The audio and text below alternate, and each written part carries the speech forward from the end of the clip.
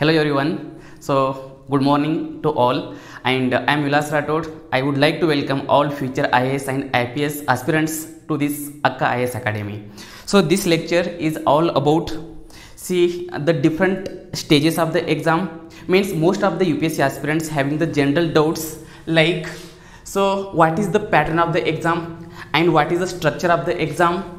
And second doubt will be what are the eligibility criteria. Means it can be the age limit, it can be the number of attempts, or it can be the citizenship, or it can be some different criteria. Okay, so many students having this general doubt, and some other student they are having the third kind of doubts number of attempts and age limit. So that is the part of eligibility criteria. And then how vast is the syllabus, because this UPSC is one of the toughest exam, as well as this is one of the prestigious exam in the world platform, because this exam introduced by the Britishers during the British India. And because you know very well, the Lord Cornwallis, he is recognized as the father of Indian civil services, because he is the person who introduced the civil services exam in India.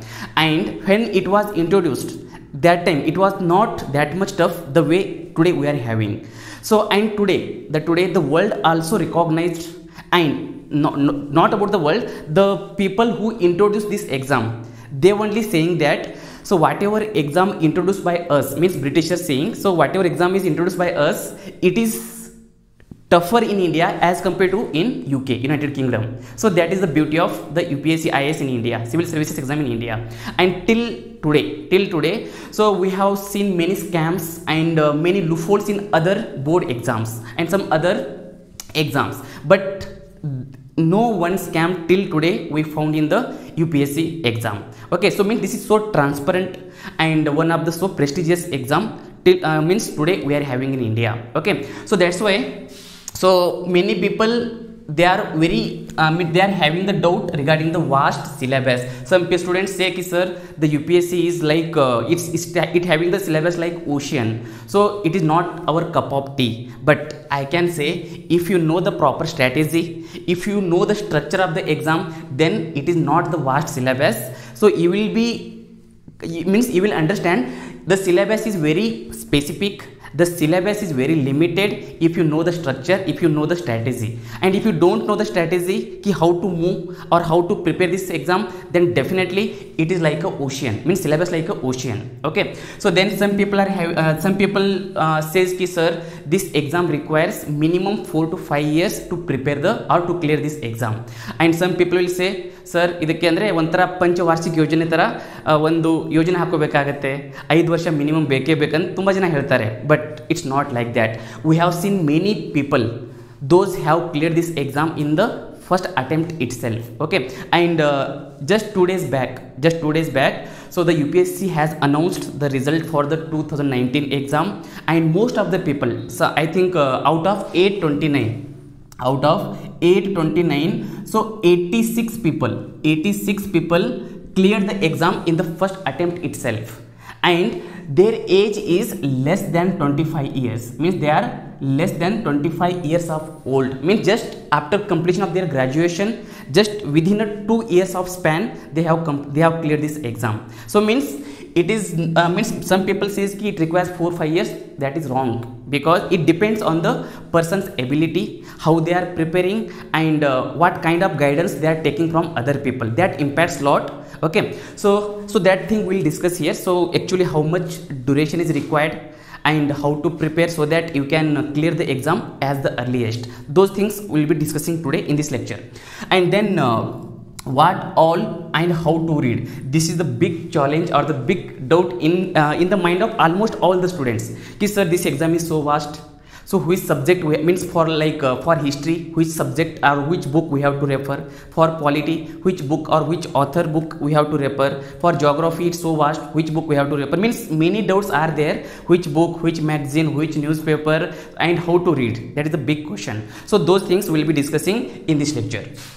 So then again, people from Kannada or Karnataka, so most of the time ಅವ್ರು ಏನು ಹೇಳ್ತಾರೆ ಅಂದರೆ, sir ಕನ್ನಡದಲ್ಲಿ ಬರೆದ್ರೆ ಹೆಚ್ಚಿಗೆ score ಆಗಬಹುದಾ, ಅದೇ ನಾನು ಇಂಗ್ಲೀಷಲ್ಲಿ ಬರೆದ್ರೆ ಹೆಚ್ಚಿಗೆ ಸ್ಕೋರ್ ಆಗುತ್ತಾ ಅಂತ ಅವ್ರ ಡೌಟ್ ಇರುತ್ತೆ. ಇಂಗ್ಲೀಷಲ್ಲಿ ಬರೆದ್ರೆ ಹೆಚ್ಚಿಗೆ ಬರುತ್ತಾ ಮಾರ್ಕ್ಸು ಅಥವಾ ಕನ್ನಡದಲ್ಲಿ ಬರೆದ್ರೆ ಹೆಚ್ಚಿಗೆ ಬರುತ್ತಾ ಅಂತ. So that is the general doubt in Karnataka students or the Karnataka aspirants. So then some people having the doubt ki sir what is the difference between the aspirants of rural India and the urban India. So means ratio they will ask. ಅಂದರೆ ಸಿಟಿಯಲ್ಲಿ ಇದ್ದವರು ತುಂಬ ಬೇಗ clear ಮಾಡ್ತಾರೆ, ಅದೇ ವಿಲೇಜ್ದಲ್ಲಿ ಇದ್ದರೆ ಸ್ವಲ್ಪ time ಬೇಕು ಅಂತ ಆ ಥರ ಇರುತ್ತೆ. ಬಟ್ ಒಂದು ನಿಮ್ಗೆ ಹೇಳ್ತೀನಿ, ಹೆಚ್ಚಿಗೆ ಕ್ಲಿಯರ್ ಮಾಡಿದವರು ರೂರಲ್ದಿಂದ ಬಂದವರೇ. ಸೊ ಯಾರು ಬಡವರು, ಯಾರು ರೂರಲ್ದಲ್ಲಿ ಇದ್ದಾರೆ, ವಿಲೇಜ್ದಲ್ಲಿ ಇದ್ದಾರೆ, ಅವರಿಗೆ ಕ್ಲಿಯರ್ ಮಾಡಿದವರು. ಆದರೆ ಒಂದು ನೆಗೆಟಿವ್ ಏನಿರ್ಬೋದು, so it may be the like material ಇದು ಇರ್ಬೋದು, ಅವರಿಗೆ ಸಮಸ್ಯೆ ಆಗ್ಬೋದು ಅಥವಾ ಇಂಟರ್ನೆಟ್ ಪ್ರಾಬ್ಲಮ್ ಆಗ್ಬೋದು. They are the different part. But if you are serious then definitely you will arrange and you will do your holistic preparation. Okay, so ಅದೇನು ದೊಡ್ಡ matter ಆಗಂಗಿಲ್ಲ. And that thing also will be discussing in this lecture, ಯಾವ ಥರ impact ಆಗುತ್ತಂತ. Then how to choose the optional. So G S ಆದಮೇಲೆ next ಅಂದರೆ next tension ಬರೋದು optional ಬಗ್ಗೆ. ತುಂಬ ಜನ ಇರ್ತಾರೆ, ಸರ್ ನಾನು ಇಂಜಿನಿಯರು, ನನಗೆ ಏನೂ ಗೊತ್ತಿಲ್ಲ, ಹಿಸ್ಟ್ರಿ ಗೊತ್ತಿಲ್ಲ, ಜಿಯೋಗ್ರಫಿ ಗೊತ್ತಿಲ್ಲ, ನಾನು 10th ಅಲ್ಲೇ ಮರ್ತು ಬಂದಿದ್ದೀನಿ ಅಂತ. ಬಟ್ ಒಂದು ಹೇಳ್ತೀನಿ, most of the people just ನೀವು ನಿನ್ನೆ ಔಟ್ ಆಫ್ 829 ನೋಡಿದರೆ somewhere around more than 200 people they are the engineers ಈ exam. That is the beauty of this exam. And ಅದಕ್ಕೆ ನಿನ್ನೆ ಒಬ್ಬರು ಡೆಲ್ಲಿಯಲ್ಲಿ ಒಬ್ಬರು ಎಕ್ಸ್ಪರ್ಟ್ ಹೇಳ್ತಾ ಇದ್ರು, ಸೊ ಯಾವ ಥರ ಸಿಸ್ಯಾಟಿಗೆ ಪ್ರೊಟೆಸ್ಟ್ ಮಾಡ್ತಾ ಇದ್ದಾರೆ, ಸಿಸ್ಯಾಟ್ ತೆಗೆದು ಹಾಕಬೇಕಂತ, ಅದೇ ರೀತಿಯಾಗಿ ಇಂಜಿನಿಯರ್ಸ್ಗೂ ಕೂಡ ಬ್ಯಾನ್ ಮಾಡಬೇಕಂತ ಈ ಎಕ್ಸಾಮ್ದಿಂದ ಆ ಥರ ಪ್ರೊಟೆಸ್ಟ್ ಮಾಡ್ತಾ ಇದ್ರು. That is the comedy part of that person. So but one ಏನಂದರೆ that is their ability.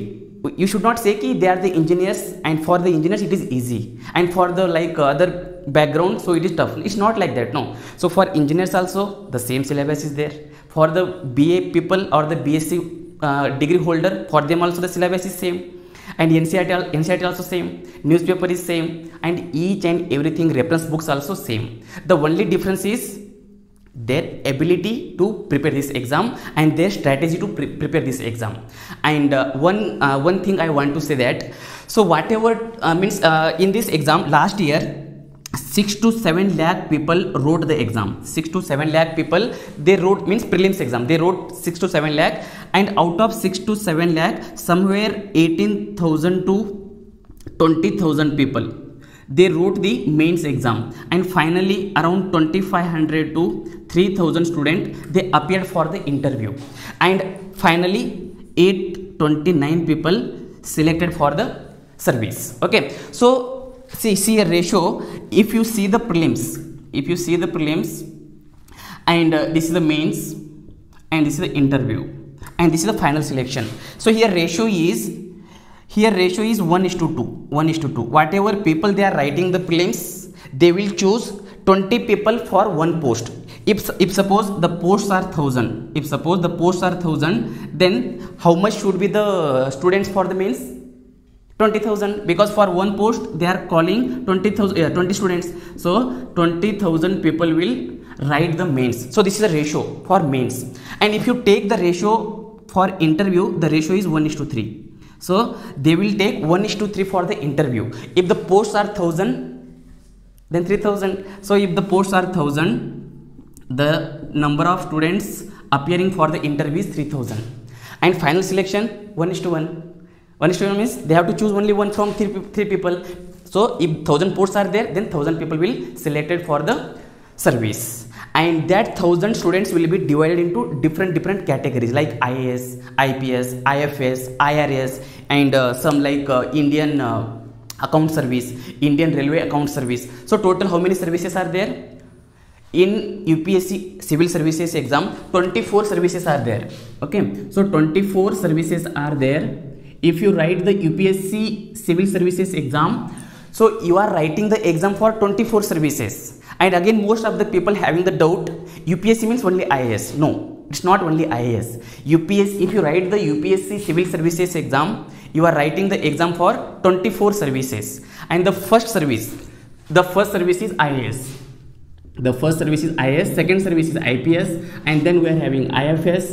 Okay, and then we are having the IRS, Indian Revenue Service, and like that total 24 services are there. Okay, total 24 services are there. And among the 24, so 3 are the all India services. 3 are all India services, and those 3 all India services are IAS, IPS, and Indian forest service, not foreign service. It is Indian forest service. So these three we are calling the all India services, and remaining 21, the remaining 21 they are central government services, and those central government services again we are classifying central government group A and group B. Okay, so the remaining 21 services we are calling central government group A, and the central government group A are how many? Do you know? ಗೊತ್ತಾ ಏನಾದರೂ? Okay, 24 ಅಲ್ಲಿ 3 ಹೋಯಿತು. And ಇನ್ನೂ ನೋಡಿ, ಇದು ತೆಗಿತೀನಿ 1 minute. Okay, so ಇವಾಗ ನೋಡಿ 21 central government group A plus central government group B. Okay, total 21 service ಇದ್ದಾವೆ. ಇದರಲ್ಲಿ ಸೆಂಟ್ರಲ್ ಗೌರ್ಮೆಂಟ್ ಗ್ರೂಪ್ ಬಿ ಎಷ್ಟಿದ್ದಾವೆ? 5 ಸರ್ವಿಸಸ್ ಇದ್ದಾವೆ.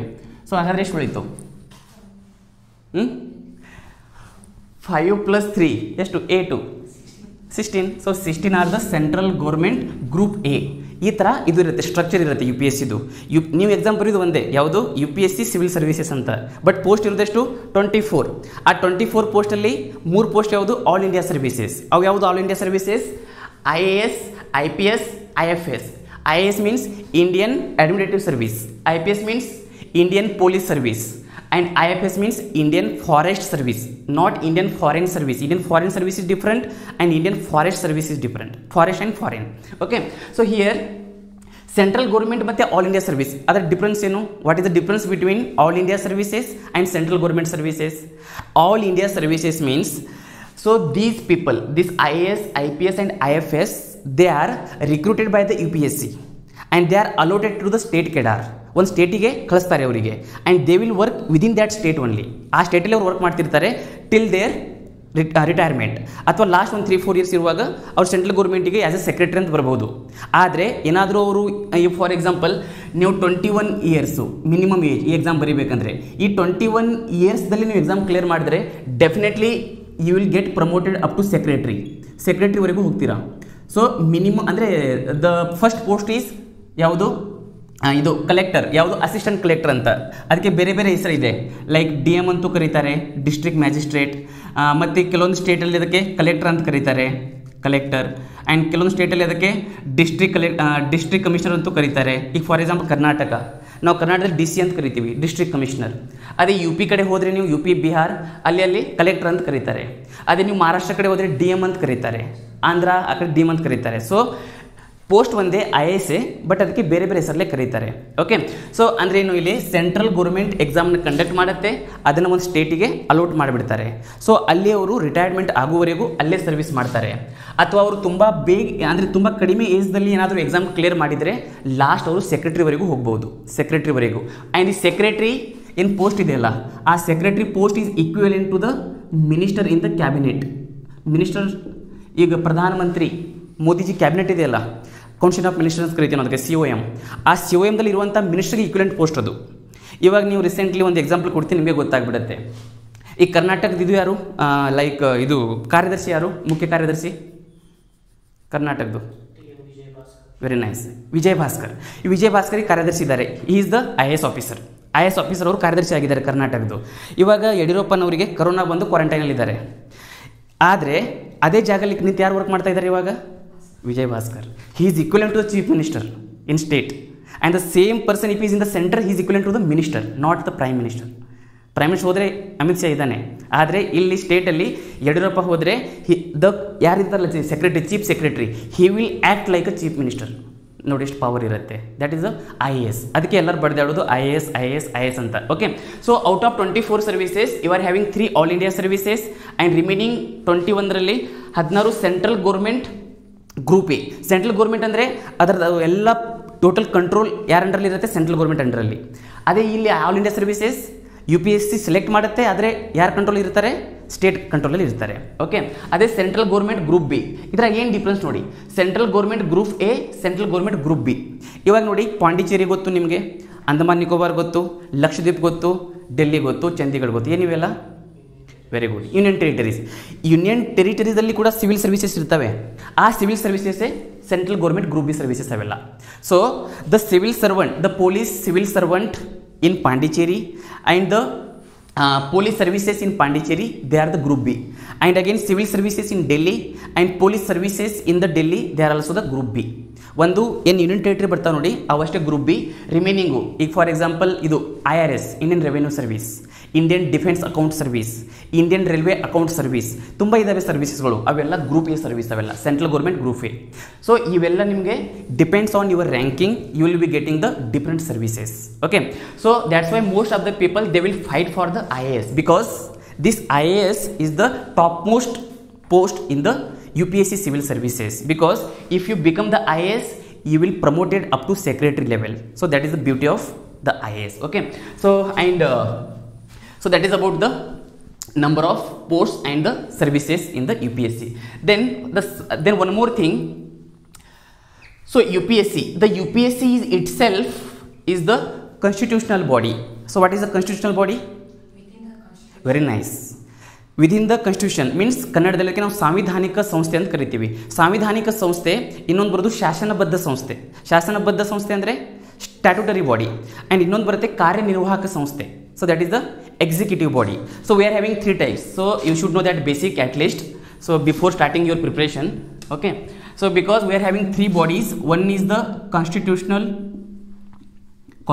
body, and second one is the statutory body, and third we are having the executive body. So can you give me the example for these 3? So can you give me the example for constitutional body? UPSC is the best example for constitutional body because it is mentioned in the article 312 to 315. okay, 312 ರಿಂದ 315 ಏನು articles ಇದಾವಲ್ಲ ಭಾರತದ ಸಂವಿಧಾನದಲ್ಲಿ, ಅವೆಲ್ಲ articles UPSC ಬಗ್ಗೆ ಹೇಳುತ್ತೆ, ಅಂದರೆ ಕೇಂದ್ರ ಲೋಕ ಸೇವಾ ಆಯೋಗ ಅದರ ಬಗ್ಗೆ ಹೇಳುತ್ತೆ. ಹಾಗಾಗಿ ಇದು ಸಾಂವಿಧಾನಿಕ ಸಂಸ್ಥೆ. ಅದೇ ರೀತಿಯಾಗಿ election commission mention in article 324, and that's Y ಭಾರತದ ಚುನಾವಣಾ ಆಯೋಗ ಕೂಡ ಇದು ಸಾಂವಿಧಾನಿಕ ಸಂಸ್ಥೆ. ಯಾಕಂದರೆ ಸಂವಿಧಾನದ 324ನೇ ವಿಧಿಯಲ್ಲಿ ಇದನ್ನು ಮೆನ್ಷನ್ ಮಾಡಿದ್ದಾರೆ ಅಥವಾ ಅದರ ಬಗ್ಗೆ ವರ್ಣನೆ ಮಾಡಿದ್ದಾರೆ. Okay, then we are having the finance commission, ಹಣಕಾಸು ಆಯೋಗ, ಅದು ಕೂಡ ಸಾಂವಿಧಾನಿಕ ಸಂಸ್ಥೆ ಬಿಕಾಸ್ ಅದು ಎಲ್ಲಿ ಮೆನ್ಷನ್ ಮಾಡಿದ್ದಾರೆ, article 280. So article 280 talks about finance commission. Then we are having the attorney general, then we are having the CAD, means different like constitutional bodies are there. And one more thing, so around 450 articles are there in the Indian constitution. 450. ಮುಂಚೆ ನಾವು ಸಂವಿಧಾನ ಏನು adapt ಮಾಡ್ಕೊಂಡಿದ್ದೀವಿ on 26th January 1950. ಆ ಟೈಮಲ್ಲಿ just 395 ಅಷ್ಟೇ article ಇದ್ದು. ಆದರೆ ಅದಾದಮೇಲೆ ನಂಬರ್ ಆಫ್ ಅಮೆಂಡ್ಮೆಂಟ್ ಸ್ಟಾರ್ಟ್ ಆಯಿತು, ತಿದ್ದುಪಡಿಗಳು ಸ್ಟಾರ್ಟ್ ಆಯಿತು.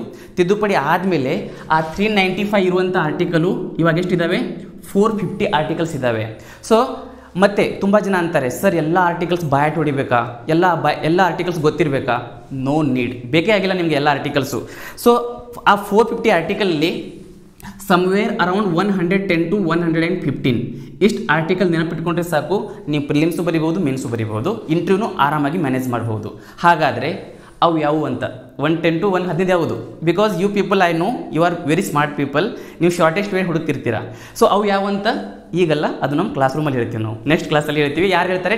ಮಿಸ್ಟರ್ ಕಿರಣ್ ಕುಮಾರ್ ಸರ್ ಅವ್ರು ಹೇಳ್ತಾರೆ. So he is best faculty for polity, so he will explain everything. So this 110 to 115 article. So ನಾವು ಒಂದು ಎಕ್ಸಾಂಪಲ್ ಕೊಡ್ತೀನಿ ನಿಮಗೆ ಯಾವ ಥರ ಇಂಪಾರ್ಟೆಂಟು, ಮತ್ತು ಅದನ್ನ ಮೇಲೆ ಅದೇ ಯಾಕೆ ಇಂಪಾರ್ಟೆಂಟ್ ಅಂತ. ಲಾಸ್ಟ್ ಇಯರ್ ಒಂದು ಕ್ವಶನ್ ಕೇಳಿದರು, right to marriage is your fundamental right. ಯಾಕಂದರೆ ಮನುಷ್ಯ ಹುಟ್ಟಿದ ಮೇಲೆ ಮದುವೆ ಆಗಲೇಬೇಕು. ಕೆಲವರು ಇರ್ತಾರೆ ಮೋದಿ ಅಂತವರು ಆಗಿಲ್ಲ ಅಂತ ಹೇಳ್ತಾರೆ, ಅದು different thing. Okay, so right to marriage is your fundamental right, and this right mentioned in which article of Indian constitution? That was the beautiful question ask by the UPSC in the last prelims exam. ಇದ್ಯಾಕೆ question ಕೇಳಿದ್ರೆ ಹೇಳಿ? So what was the reason behind this question? Because the triple talaq was in the news. Triple talaq bill was in the news, and triple talaq ಅಂದ್ರೇನು? ಮುಸ್ಲಿಮರಿಗೆ ಸಂಬಂಧಪಟ್ಟಿರುವಂಥ ಒಂದು bill ಇದು, controversial bill ಇದು. ಏನಂದರೆ ಪಾಪ ಆ ಅಂದರೆ ಮುಸ್ಲಿಂ ಹೆಣ್ಣು ಮಗಳು ಮದುವೆ ಆಗಿರ್ತಾರೆ, ಮದುವೆಯಾಗಿ ಏನೋ ಒಂದು ಸಣ್ಣ ಸಂತಾಪ ಆಗಿರ್ತಾರೆ ಮನೆಯಲ್ಲಿ. ಆ ಒಂದು ಸಣ್ಣ ವಿಷಯ ಇಟ್ಕೊಂಡು ತಲಾಕ್ 3 ಸಲ ತಲಾಕ್ ಅಂದರೆ 4ನೇ ತಲಾಕಿಗೆ ಗೇಟ್ದಿಂದ ಹೊರಗಡೆನೆ. ಓಕೆ, ಸೊ ಅದು ಒಂಥರ ಏನಾಗುತ್ತೆ, ಹೆಣ್ಣು ಮಕ್ಕಳ ಏನಾದರೂ ಇದೆಯಲ್ಲ, ಮದುವೆ ಆಗೋದ್ರಿಂದ ಅವ್ರದೊಂದು ರೈಟ್ಸ್ ಇದೆಯಲ್ಲ, ಹಕ್ಕಿದೆಯಲ್ಲ, ಆ ಹಕ್ಕು ಉಲ್ಲಂಘನೆ ಮಾಡ್ದಂಗೆ ಆಗುತ್ತೆ ಆ ಹೆಣ್ಮಕ್ಳದು. ಯಾವ ಹೆಣ್ಮಕ್ಳದು? ಮುಸ್ಲಿಂ ಹೆಣ್ಮಕ್ಳದು. ಹಾಗಾಗಿ ಸುಪ್ರೀಂ ಕೋರ್ಟ್ ಹೇಳ್ತು, so getting marriage and living with anyone, it is their personal rights and nobody having the rights to violate their fundamental rights ಅಂತ. ಯಾರಿಗೂ ಕೂಡ ಹಕ್ಕಿಲ್ಲ. ಯಾ ಹಕ್ಕಿಲ್ಲ? ಅವ್ರನ್ನ ಅವ್ರು ಬದುಕುವಂಥ, ಅವ್ರು ಮದುವೆ ಆಗುವಂಥ ಹಕ್ಕು ಉಲ್ಲಂಘನೆ ಮಾಡೋದು ಯಾರಿಗೆ ಹಕ್ಕಿಲ್ಲ ಅಂತ ಸುಪ್ರೀಂ ಕೋರ್ಟ್ ಹೇಳುತ್ತೆ. ಅದೇ ಒಂದು ಜಜ್ಮೆಂಟ್ ಮೇಲೆ UPSC ಡೈರೆಕ್ಟ್ ಕ್ವಶನ್ ಕೇಳ್ತು, right to marriage is the fundamental right and it is mention in which article of the Indian constitution ಅಂತೇಳಿ. That was a beautiful question ask by the UPSC. And 2018ನೇ ಪ್ರಿಲಿಮ್ಸ್ದಲ್ಲಿ ಒಂದು question ಕೇಳಿದರು, right to privacy is your fundamental right. Right to privacy is your fundamental right, and this right mentioned in which article of the Indian Constitution. Again, that was a beautiful question asked by the UPSC. ಈ question ಯಾಕೆ ಕೇಳಿದ್ರು? ಅಂದರೆ Aadhaar card was in the news. And ಪ್ರತಿಯೊಂದು ಏನಾದರೂ activities ಮಾಡಬೇಕಂದ್ರೆ Aadhaar card ತೊಗೊಂಬನ್ನಿ, Aadhaar card ತೊಗೊಂಬನ್ನಿ. Central government ಒಂದೇ ಕೇಳ್ತಿತ್ತು, ಆಧಾರ್ ಕಾರ್ಡ್. ಸೊ ಹಾಗಾಗಿ ಸುಪ್ರೀಂ ಕೋರ್ಟ್ ಹೇಳ್ತು, ಆಧಾರ್ ಕಾರ್ಡ್ ಕೇಳುವಂಥ ಹಕ್ಕು ಯಾರಿಗಿಲ್ಲ. ಯಾಕಿಲ್ಲ ಅಂದರೆ Aadhaar card having your age, Aadhaar card having your gender information ಇದೆ, ನೀವು ಹೆಣ್ಣು ಗಂಡು ಆ ಇನ್ಫಾರ್ಮೇಷನ್ ಇದೆ, ನಿಮ್ಮ ಏಜ್ ಬಗ್ಗೆ ಇನ್ಫಾರ್ಮೇಷನ್ ಇದೆ, ಆ್ಯಂಡ್ ಅದು ಮತ್ತು ನಿಮ್ಮ ಫಿಂಗರ್ ಪ್ರಿಂಟ್ ಇದೆ, ನಿಮ್ಮ ಅಡ್ರೆಸ್ ಇದೆ. ಇದಕ್ಕಿಂತ ಹೆಚ್ಚಿಗೆ ಏನು ಬೇಕು ಹೇಳಿ, ಒಬ್ಬರನ್ನ ಅತ್ಯಾಚಾರ ಮಾಡೋಕ್ಕೆ, ಒಬ್ಬರನ್ನ ಮಿಸ್ಯೂಸ್ ಮಾಡೋಕ್ಕೆ. ಸೊ ಹಾಗಾಗಿ ಸುಪ್ರೀಂ ಕೋರ್ಟ್ ಹೇಳ್ತು, so it is against the privacy of the people and that's why nobody having the right to know the privacy of the citizen of the country. And that was the beautiful judgment given by the Supreme Court, and the same year UPSC picked the question from this topic and they asked the question, right to privacy is the fundamental right and this right mentioned in which article of the Indian Constitution? Answer is article 21, 21ನೇ ವಿಧಿ ಅದರಲ್ಲಿ ಇದು ಬಂದಿರೋದು. even right to marriage is also mentioned in article 21, and from last 2-3 years the article 21 is very important and they asked the question in the mains as well. So ಈ ಥರ ನೀವು guess ಮಾಡ್ಬೋದು. ಅದಕ್ಕೆ ಹೇಳೋದು ಅಕ್ಕ IAS is different from other institute ಅಂತ. Okay, so ಗೊತ್ತಾಯ್ತಲ್ಲ ಪಾಲಿಟಿಯಿಂದ ಯಾವ ಥರ ಕ್ವಶನ್ ಕೇಳ್ತಾರಂತ. ಸೊ ಇವಾಗ ಒಂದು ಎಕ್ಸಾಂಪಲ್ ಹೇಳ್ತೀನಿ ನಿಮಗೆ. ಎಲ್ ನಿನೋ ಮೇಲೆ ಇದು ಜೋಗ್ರಫಿ ಯಾವ ಥರ ಕ್ವಶನ್ ಕೇಳ್ತಾರೆ ಅಂದರೆ, ಲಾಸ್ಟ್ ಇಯರ್ ಒಂದು ಕ್ವಶನ್ ಇತ್ತು ನಿಮಗೆ, ಕಂಚನಜುಂಗ ಬಯೋಸ್ಫಿಯರ್ ರಿಸರ್ವ್ ಬಗ್ಗೆ ಕ್ವಶನ್ ಕೇಳಿದ್ರು. ಆ್ಯಂಡ್ ಕಂಚನಜುಂಗ ಬಯೋಸ್ಫಿಯರ್ ರಿಸರ್ವ್ ಯಾಕೆ ಕೇಳಿದ್ರು ಅಂದರೆ, ನೋಡಿ ಕಂಚನಜುಂಗ ಬಯೋಸ್ಫಿಯರ್ ರಿಸರ್ವ್ ನಮ್ಮ ಇಂಡಿಯಾದಲ್ಲಿ ಎಷ್ಟಿದ್ದಾವೆ ಬಯೋಸ್ಫಿಯರ್ ರಿಸರ್ವ್? 18 ಇದ್ದಾವೆ. ಸೊ 18 ಬಯೋಸ್ಫಿಯರ್ ರಿಸರ್ವಲ್ಲಿ ಅದನ್ನೇ ಯಾಕೆ ಕೇಳಿದರು, ಉಳ್ಕಿದ್ದು ಯಾಕೆ ಕೇಳಿಲ್ಲ? ಅದಕ್ಕೊಂದು ರೀಸನ್ ಇತ್ತು. ಯಾಕಿತ್ತಂದರೆ, ಸೊ ನಿಮ್ಗೆ ಗೊತ್ತು ಯುನೆಸ್ಕೋದಲ್ಲಿ ನಮ್ಮದು ಎಷ್ಟು ಬಯೋಸ್ಫಿಯರ್ ರಿಸರ್ವ್ ಸೆಲೆಕ್ಟ್ ಆಗಿದ್ದಾವೆ? ಆಲ್ರೆಡಿ 10 ಸೆಲೆಕ್ಟ್ ಆಗಿದ್ದವು. Out of 18 10 biosphere reserve already UNESCO ಲಿಸ್ಟಲ್ಲಿ ಸೆಲೆಕ್ಟ್ ಆಗಿದ್ದು. ಸೊ ಇನ್ ದ ಇಯರ್ 2018 ಅದು Kanchenjunga biosphere reserve 11th biosphere reserve ಅಂತ ಸೆಲೆಕ್ಟ್ ಆಗಿತ್ತು ಯುನೆಸ್ಕೋದಲ್ಲಿ. ಹಾಗಾಗಿ that was in the news and question directly ಬಂತು. ಇನ್ನೊಂದು ಕ್ವಶನ್ ಫ್ರಮ್ ದ ಹಿಸ್ಟ್ರಿಯಿಂದ ಯಾವ ಥರ ಕ್ವಶನ್ ಕೇಳ್ತಾರೆ? ಕ್ರೊನಾಲಜಿ ಅಂದರೆ ಫಾರ್ ಎಕ್ಸಾಂಪಲ್ ನೋಡಿ, ಇವಾಗ 1917 ಇದಕ್ಕೆ ಫೇಮಸ್ ಅಂದರೆ ಚಂಪಾರಣ ಸತ್ಯಾಗ್ರಹ. ಆ್ಯಂಡ್ ಆ ಚಂಪಾರಣ ಸತ್ಯಾಗ್ರಹ ಮಹಾತ್ಮ ಗಾಂಧೀಜಿಯವರು ಇದು ಆಫ್ರಿಕಾದಿಂದ ರಿಟರ್ನ್ ಬಂದ ಮೇಲೆ ಸ್ಟಾರ್ಟ್ ಮಾಡಿರುವಂಥ ಫಸ್ಟ್ ಮೂಮೆಂಟ್, ಅದು ಫಸ್ಟ್ ಸತ್ಯಾಗ್ರಹ. ಅಲ್ಲಿಂದ 2017 ಎಷ್ಟು 100 years, it completed 100 years. So 100 years complete ಆಗಿರೋದ್ರಿಂದ it was in the news. ಅದಕ್ಕಾಗಿ ಡೈರೆಕ್ಟ್ಲಿ ಕ್ವಶನ್ 2017ನೇ ಪ್ರಿಲಿಮ್ಸ್ದಲ್ಲಿ ಕ್ವಶನ್ ಬಂದಿರೋದು ಚಂಪಾರಣ ಸತ್ಯಾಗ್ರಹ. ಅದೇ ಕ್ವಶನ್ 2018ರಲ್ಲಿ ಕ್ವಶನ್ ಬಂದಿರೋದು ಕ್ವಿಟ್ ಇಂಡಿಯಾ ಮೂವ್ಮೆಂಟ್ದಿಂದ. ಯಾಕಂದರೆ ಅದು ನಡೆದಿರೋದು ಯಾವಾಗ? 1918ರಲ್ಲಿ. ಸೊ 1918ರಿಂದ 2018 100 ವರ್ಷ ಆಯಿತು quit India movement. Question directly came from quit India movement. 2019ರಲ್ಲಿ ಜಾಲಿಯನ್ ವಾಲಾಬಾಗ್ ಮಾಸ್ಕರ್ 1919 2019.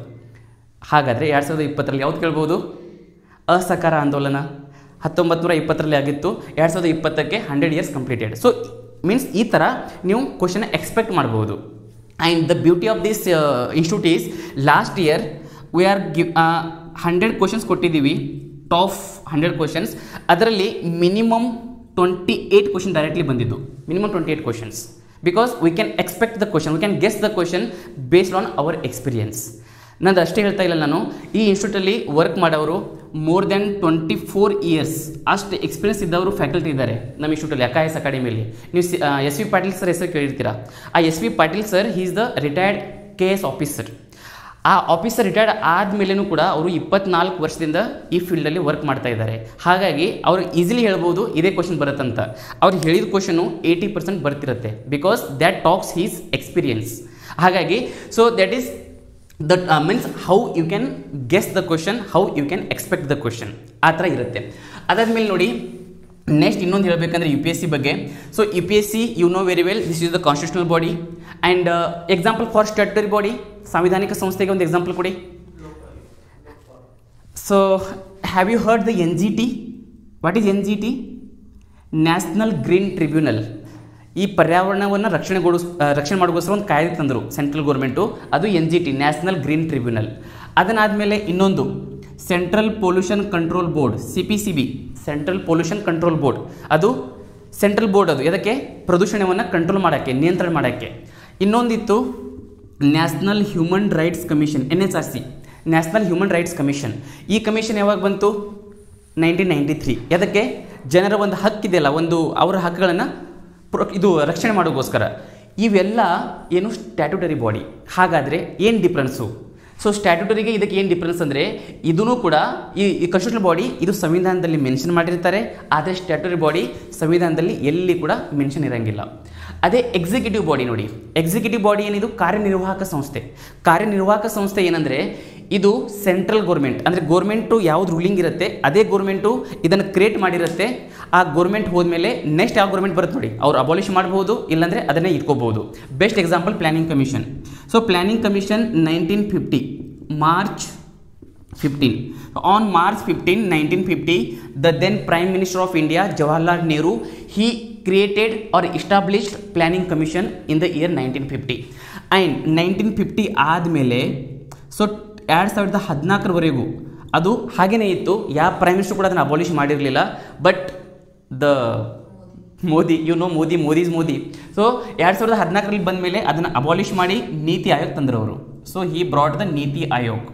ಆ್ಯಂಡ್ ನೀತಿ Aayog is the executive body. Because next Rahul Gandhi ಬಂದರೆ ನೀತಿ ಆಯೋಗ್ ತೆಗೆದು ಮತ್ತೆ ನಮ್ಮ ಅಜ್ಜ ಇಟ್ಟಿರೋದು ಅದೇ ಇಡ್ಬೋದು, ಅವನು ಯಾರು ಪ್ಲಾನಿಂಗ್ ಕಮಿಷನ್ ತರ್ಬೋದು. So it is totally depends on the government. ಮತ್ತು ಇನ್ನೊಂದು ಏನಂದರೆ, ಸೊ ವೆರಿ ವೆಲ್ ಪಾರ್ಲಿಮೆಂಟಲ್ಲಿ 3 ಹೌಸ್ ಇರ್ತವೆ. ಒಂದು Lok Sabha, second Rajya Sabha and then president. ಯಾವುದಾದ್ರೂ ಒಂದು ಬಿಲ್ಲು ಪಾಸ್ ಆಗಬೇಕಂದ್ರೆ ಲೋಕಸಭಾದಲ್ಲಿ ಇಂಟ್ರೊಡ್ಯೂಸ್ ಮಾಡಬೇಕಾಗತ್ತೆ ಅಥವಾ ರಾಜ್ಯಸಭಾದಾಗ ಇಂಟ್ರೊಡ್ಯೂಸ್ ಮಾಡಬೇಕಾಗತ್ತೆ. ಲೋಕಸಭಾದಾಗ ಇಂಟ್ರೊಡ್ಯೂಸ್ ಮಾಡಿದ್ರೆ ರಾಜ್ಯಸಭಾ ಪಾಸ್ ಮಾಡಬೇಕು, ರಾಜ್ಯಸಭಾದಾಗ ಇಂಟ್ರೊಡ್ಯೂಸ್ ಮಾಡಿದ್ರೆ ಲೋಕಸಭಾ ಪಾಸ್ ಮಾಡಬೇಕು. ಇಬ್ಬರು ಪಾಸ್ ಮಾಡಿದ ಮೇಲೆ ಪ್ರೆಸಿಡೆಂಟಿಗೆ ಹೋಗುತ್ತೆ. ಪ್ರೆಸಿಡೆಂಟ್ ಏನಾದರೂ ಆ ಬಿಲ್ ಪಾಸ್ ಮಾಡಿದ್ರೆ ಅದು ಕಾಯ್ದೆ ಆಗುತ್ತೆ. It will become the act. Before the act it was the bill. Just ಅದು ಕರಡು ಇತ್ತು, ಬಿಲ್ ಇತ್ತು. ಅವು 3 ಜನ ಪಾಸ್ ಮಾಡಿದ್ಮೇಲೆ ಆ್ಯಕ್ಟ್ ಆಗುತ್ತೆ. ಆ ಆ್ಯಕ್ಟೇ ಏನು ಸ್ಟ್ಯಾಟ್ಯೂಟರಿ ಬಾಡಿ. ಅದೇ ಆ್ಯಕ್ಟು ಏನಾದರೂ ಸಂವಿಧಾನದಲ್ಲಿ ಹಾಕಿದರೆ that is the constitutional body. The best example GST ನೋಡಿ, 2016 ಇಂಟ್ರೊಡ್ಯೂಸ್ ಮಾಡಿದ್ರು. ಸಂವಿಧಾನಕ್ಕೆ 101ನೇ ತಿದ್ದುಪಡಿ ತಂದರು. 101st amendment to the constitution. 101ನೇ ತಿದ್ದುಪಡಿ ತಂದು ಆರ್ಟಿಕಲ್ 279A ಈ ಹೊಸ ಆರ್ಟಿಕಲ್ನ ಇಂಟ್ರೊಡ್ಯೂಸ್ ಮಾಡ್ತಾರೆ ಭಾರತ ಸಂವಿಧಾನದಲ್ಲಿ. ಎದಕ್ಕೆ ಅಂದರೆ ಒಂದು GST ಕೌನ್ಸಿಲ್ ಇರಬೇಕಂತ. And that GST council itself is the constitutional body because GST council mention in the article 279A. So that's why it is the constitutional body. ಅದನ್ನು ಅಷ್ಟು ಈಸಿಯಾಗಿ ಯಾರೇ ಪ್ರೈಮ್ ಮಿನಿಸ್ಟರ್ ಬರಲಿ ಅದನ್ನು ಅಬಾಲಿಷ್ ಮಾಡೋಕ್ಕೆ ಬರೋಂಗಿಲ್ಲ. ಯಾಕಂದರೆ ಇದು ಸಾಂವಿಧಾನಿಕ ಸಂಸ್ಥೆ. ಆ ಸಂಸ್ಥೆನ ಕ್ಯಾನ್ಸಲ್ ಮಾಡಬೇಕಂದ್ರೆ ಮತ್ತೆ ಬಿಲ್ ಪಾಸ್ ಮಾಡಬೇಕಾಗತ್ತೆ ಲೋಕಸಭಾ, ರಾಜ್ಯಸಭಾ, ಪ್ರೆಸಿಡೆಂಟು. ಮತ್ತು more than 50% of the state should agri. ಈಗ GST ಬಂದ ಮೇಲೆ GST ಬರೋಕ್ಕಿಂತ ಮುಂಚೆ ಏನು ಮಾಡಿದ್ರು, ಫಸ್ಟು ಅಂದರೆ ಟೋಟಲ್ 28 ಸ್ಟೇಟ್ಸ್ ಇದ್ದರೆ 50% means more than 14 plus state ಬಿಲ್ನ ಪಾಸ್ ಮಾಡಬೇಕು by simple majority. And then Lok Sabha, Rajya Sabha, president ಇವರು ಕೂಡ ಸೈನ್ ಮಾಡಬೇಕು. ಅವಾಗಷ್ಟೇ ಅದು ಕಾಯ್ದೆ ಆಗುತ್ತೆ. ಆ ರೀತಿ 101ನೇ ತಿದ್ದುಪಡಿ ಯಾವುದು GST. ಎಷ್ಟು ತಿದ್ದುಪಡಿ ಆಗಿದ್ದಾವೆ ಇಲ್ಲಿವರೆಗೂ ಸಂವಿಧಾನಿಗೆ? 104 ಯಾವುದು? 103 ಯಾವುದು? ಸೊ 10% ಇದು ಕೇಳಿರ್ತೀರ ನೀವು, 10% reservation for the EWS economically weaker section. ಆ ಎಕನಾಮಿಕಲಿ ವೀಕರ್ ಸೆಕ್ಷನ್ಗೆ 10% ರಿಸರ್ವೇಷನ್ ಕೊಟ್ಟರಲ್ಲ, ಅದು 103ನೇ ತಿದ್ದುಪಡಿ. ಅದು ಭಾರತ ಸಂವಿಧಾನಕ್ಕೆ 103. ಸೊ 103ನೇ ತಿದ್ದುಪಡಿ ಮಾಡಿ ಅದಕ್ಕೆ ಇದು ಕೊಟ್ಟರು, ಏನು 10% ರಿಸರ್ವೇಷನ್ ಕೊಟ್ಟರು. ಯಾರ್ದು criminal layer less than 8 lakh ಇದೆಯಲ್ಲ ಅವರೆಲ್ಲ ಕೊಟ್ಟರು. ಸೊ ಅದಕ್ಕೂ ಕೂಡ ತಿದ್ದುಪಡಿ ಮಾಡಿದ್ರು. ಅದೇ ಹೇಳ್ತಿರೋದು ನಾನು, ಯಾವುದಾದ್ರೂ ಅಮೆಂಡ್ಮೆಂಟ್ ಮಾಡಿ ಸಂವಿಧಾನದಲ್ಲಿ ಅದನ್ನು ಸೇರ್ಪಡೆ ಮಾಡಿದರೆ that would be constitutional body. ಅದು just Lok Sabha, Rajya Sabha, president pass ಮಾಡಿ ಜಸ್ಟ್ ಔಟ್ಸೈಡ್ ಇಟ್ಟರೆ that is a statutory body. Lok Sabha, Rajya Sabha ಏನು ಸಂಬಂಧ ಇಲ್ಲದೆ ಯಾವುದೇ ಒಂದು ರೂಲಿಂಗ್ ಗೌರ್ಮೆಂಟ್ ಅದನ್ನು ಕ್ರಿಯೇಟ್ ಮಾಡಿದರೆ that is the executive body. ಇಷ್ಟು ಗೊತ್ತಿರಲಿ. And UPSC is the constitutional body because article 312 talks about UPSC. Okay, so ಠೀಕೆ, ಇದು UPSC ಗೊತ್ತಾಯಿತು. ಈಗ ನೆಕ್ಸ್ಟ್ ನೋಡಿ, UPSC ಯಾವ್ಯಾವ ಎಕ್ಸಾಮ್ ಕಂಡಕ್ಟ್ ಮಾಡುತ್ತೆ ಅದು ಕೂಡ ತುಂಬ ಇಂಪಾರ್ಟೆಂಟು. UPSC ಯಾವ್ಯಾವ ಎಕ್ಸಾಮ್ ಕಂಡಕ್ಟ್ ಮಾಡುತ್ತೆ. So first one, you know very well, UPSC conducts UPSC conducts civil services, Indian civil services, ICS exam, Indian civil services. ಇದರಲ್ಲಿ 24 post ಇರ್ತವೆ, that already we have discussed. And second one is UPSC conducts CDS exam.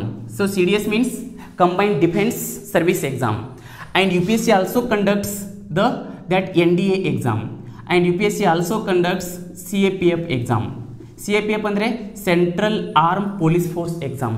ಈ central arm police force exam ಇದೆಯಲ್ಲ, so ಇದು ಕೂಡ UPSC ಮಾಡುತ್ತೆ. ಈ exam ತುಂಬ important, ಎಷ್ಟೋ ಜನರಿಗೆ ಗೊತ್ತಿಲ್ಲ.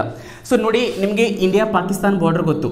ಇಂಡಿಯಾ ಪಾಕಿಸ್ತಾನ್ ಬಾರ್ಡರ್ ಮೇಲೆ ಯಾವ್ದು ನಮ್ಮ ಫೋರ್ಸ್ ಇದೆ? BSF, ಬಾರ್ಡರ್ ಸೆಕ್ಯೂರಿಟಿ ಫೋರ್ಸ್ ಇದೆ. ಆ ಬಾರ್ಡರ್ ಸೆಕ್ಯೂರಿಟಿ ಫೋರ್ಸ್ ಅಂದರೆ ಅದರಲ್ಲಿ ಯಾರ್ಯಾರು ಇರ್ತಾರೆ? ಒಬ್ಬರು ಫಸ್ಟ್ ಆರ್ಮಿ ಇರ್ತಾರೆ, BSF ಆರ್ಮಿ. ಆ BSF ಆರ್ಮಿ ಯಾರು? 10th or 12th ಪಾಸ್ ಜನ ಇರ್ತಾರೆ ಆರ್ಮಿದವರು. ಆದರೆ 170 ಆರ್ ಸಮ್ ಒಂದು ಇದು ಇರುತ್ತೆ, ಬೆಟಾಲಿಯನ್ ಅಂತ ಕರೀತಾರೆ. ಬೆಟಾಲಿಯನ್ ಅಂದರೆ ಒಂದು ಗ್ರೂಪು. ಆ ಗ್ರೂಪಿನ ಮೇಲೆ ಒಬ್ಬರು ಇವರು ಇರ್ತಾರೆ, ಯಾರು? ಕಮಾಂಡೆಂಟ್. ಅವರಿಗೆ ನಾವು AC ಅಂತ ಕರಿತೀವಿ, ಅಸಿಸ್ಟೆಂಟ್ ಕಮಾಂಡೆಂಟ್. ಓಕೆ, ಈ ಅಸಿಸ್ಟೆಂಟ್ ಕಮಾಂಡೆಂಟ್ ಒಬ್ರು ಇರ್ತಾರೆ ಒಂದು ಬೆಟಾಲಿಯನ್ನಿಗೆ. ಸೊ ಆ ಅಸಿಸ್ಟೆಂಟ್ ಕಮಾಂಡೆಂಟು ಯಾವ ಎಕ್ಸಾಮ್ನಿಂದ ರಿಕ್ರೂಟ್ಮೆಂಟ್ ಮಾಡ್ತಾರೆ? CAPF exam, central arm police force exam. ಆ ಎಕ್ಸಾಮ್ ಯಾರು ಕಂಡಕ್ಟ್ ಮಾಡ್ತಾರೆ? UPSC.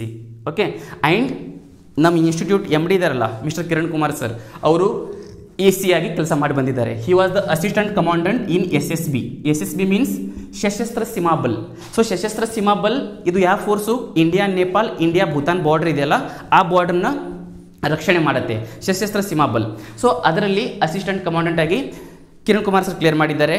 ಮತ್ತು ಲಾಸ್ಟ್ ಇಯರ್ ನಾನು ಕೂಡ ಈ ಎಕ್ಸಾಮ್ ಕ್ಲಿಯರ್ ಮಾಡಿದ್ದೆ, assistant commandant, and I was selected for the CISF, central industrial security force. But because of some personal issues, that is not personal, it's a tattoo. So because of my tattoo I was rejected. Okay, so I could not join the service. So idu kuda tumba important exam because it is equivalent to the IPS. So iವಾಗ recently amendment ಮಾಡಿ, so assistant commandant made equivalent to the IPS.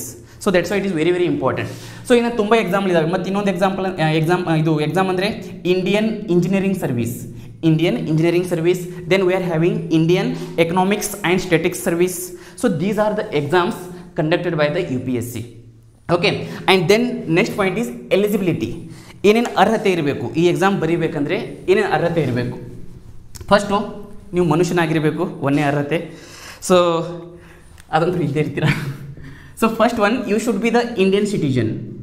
You should be the Indian citizen. So ಯಾವ ಎಕ್ಸಾಮಿಗೆ? UPSC civil ಸರ್ವಿಸಸ್ನಲ್ಲಿ IAS and IPS ಈ ಎರಡು ಎಕ್ಸಾಮಿಗೆ you should be compulsory Indian citizen. Remaining post ಇದಾವಲ್ಲ, IFS ಆಗಲಿ ಬೇರೆ ಯಾವುದೇ ಪೋಸ್ಟ್ ಆಗಲಿ, ಅದಕ್ಕೆ ಭೂತಾನ್ದವರು ಎಕ್ಸಾಮ್ ಬರೀಬಹುದು, ನೇಪಾಳದವರು ಎಕ್ಸಾಮ್ ಬರೀಬಹುದು, ಯಾರಾದರೂ ಬರೀಬಹುದು. ಆದರೆ IAS ಮತ್ತು IPS ಪೋಸ್ಟಿಗೆ ಓನ್ಲಿ ಇಂಡಿಯನ್ ಸಿಟಿಜನ್, ಓನ್ಲಿ ಭಾರತ ನಾಗರಿಕನಷ್ಟೇ ಎಕ್ಸಾಮ್ ಬರೆಯೋಕ್ಕಾಗತ್ತೆ. ಭೂತಾನ್ ನೇಪಾಲ್ ಏನು ಸಂಬಂಧ ಇರುತ್ತಲ್ಲ, subject related to the Bhutan, subject related to the Nepal, ಅವರಿಗೆ ಎಕ್ಸಾಮ್ ಬರೆಯೋಕ್ಕೆ ಅವಕಾಶವಿಲ್ಲ. ಯಾವ ಎಕ್ಸಾಮು? IAS IPS ಅಂದರೆ ಎಕ್ಸಾಮ್ ಬರೀಬಹುದು, ಬಟ್ ಈ ಪೋಸ್ಟಿಗೆ ಅಪ್ಲೈ ಮಾಡೋಕ್ಕೆ ಅವರಿಗೆ ಇದು ಇಲ್ಲ, ಅವಕಾಶವಿಲ್ಲ. ಅವ್ರು ಉಳ್ಕಿದ ಎಕ್ಸಾಮ್ ಬರೀಬಹುದು, IRS ಬರೀಬಹುದು, IFS ಬರೀಬಹುದು. ಆದರೆ IAS ಮತ್ತು IPS only the Indian citizen, ಅಂದರೆ ಭಾರತದಲ್ಲಿ ಯಾರು ಹುಟ್ಟಿದ್ದಾರೆ, ಭಾರತದಲ್ಲಿ ಯಾರಿಗೆ ಭಾರತ ನಾಗರಿಕತೆ ಇದೆ ಅವರಷ್ಟೇ ಈ ಎಕ್ಸಾಮ್ ಬರೆಯೋಕ್ಕಾಗತ್ತೆ. So this is first and foremost criteria for the UPSC. And second one age limit. So second age ಲಿಮಿಟಲ್ಲಿ ಈ ಎಕ್ಸಾಮಿಗೆ ಮಿನಿಮಮ್ ಏಜ್ ಬಂದು 21 ಇಯರ್ಸ್. ಮಿನಿಮಮ್ ಏಜ್ ಎಷ್ಟಿದೆ? 21 years. So minimum 21 and maximum 32. So maximum 32 ಇದೆ and minimum 21 ಇದೆ. ಆದರೆ OBCದವರಿಗೆ +3 ಇದೆ. OBCದವರಿಗೆ +3 ಅಂದರೆ ಮ್ಯಾಕ್ಸಿಮಮ್ ಅವರಿಗೆ 35 ಆಗುತ್ತೆ. ಆ್ಯಂಡ್ SC ಆ್ಯಂಡ್ ST ಅವರಿಗೆ +5 ಇಯರ್ಸ್ ಇದೆ. So it comes 37. Okay, and physically handicap ಇದ್ದವರಿಗೆ PH ಅವರಿಗೆ 10 ಇಯರ್ಸ್ ಇರುತ್ತೆ. ಸೊ ಹಾಗಾಗಿ ಅವ್ರು ಎಲ್ಲಿ ತನಕ ಬರಿಬಹುದು? 42, ಅರ್ಧ ಮುದುಕಿಯಾಗಿವರೆಗೂ ಬರಿಬಹುದು, ಅವರು 42ವರೆಗೆ ತನಕ ಬರಿಬಹುದು. Okay, so this is the age limit. ಯಾರಾದರೂ 21 ಏಜ್ಗಿಂತ ಕಡಿಮೆ ಇದ್ದರೆ ಎಕ್ಸಾಮ್ ಬರೆಯೋಕ್ಕೆ ಬರೋಂಗಿಲ್ಲ, ಅಪ್ಲೈ ಮಾಡೋಕ್ಕೆ ಬರೋಂಗಿಲ್ಲ. ಇನ್ನು ನೀವು ವೋಟಿಂಗ್ ಮಾಡ್ಬೋದು, ಯಾಕಂದರೆ ವೋಟಿಂಗ್ ಎಷ್ಟು ಬೇಕು? Minimum 18 years. You can cast your vote, but IAS exam ಬರೆಯೋಕ್ಕೆ ಬರೋಂಗಿಲ್ಲ. So minimum age 21 and maximum 32 for the general merit student.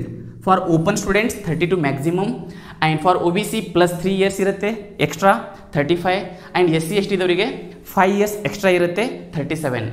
ಇನ್ನೊಂದೇನೆಂದರೆ ಈಗ ನಂಬರ್ ಆಫ್ ಅಟೆಂಪ್ಟ್ಸ್ ಬಂದು ಇವ್ರಿಗೆ ಮ್ಯಾಕ್ಸಿಮಮ್ 6 ಅಟೆಂಪ್ಟ್ಸ್ ಇರ್ತವೆ. The number of attempts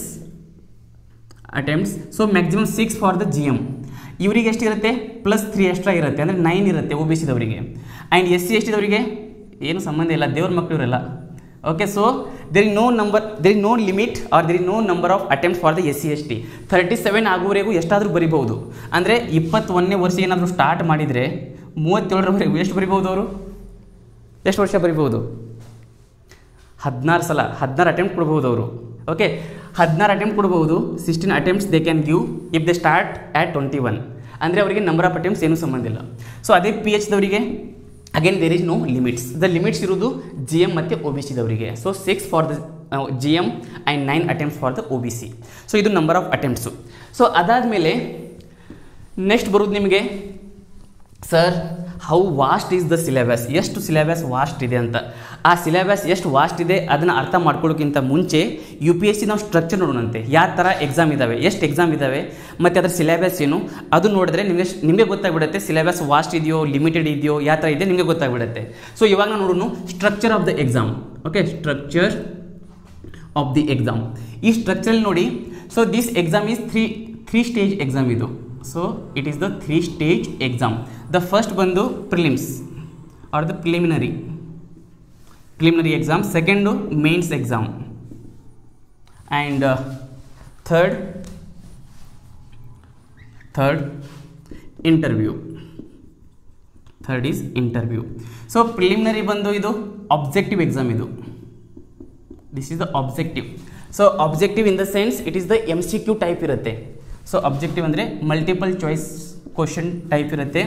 and ಪ್ರಿಲಿಮಿನರಿಯಲ್ಲಿ objective ಇರುತ್ತಲ್ಲ, ಇಲ್ಲಿ 2 paper ಇರ್ತವೆ. So it is paper 1 and paper 2. Paper 1 and paper 2 ಇರುತ್ತೆ.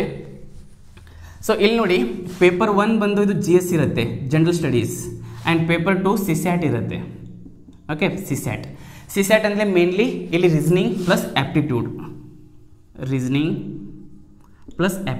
Maths ಇರುತ್ತೆ.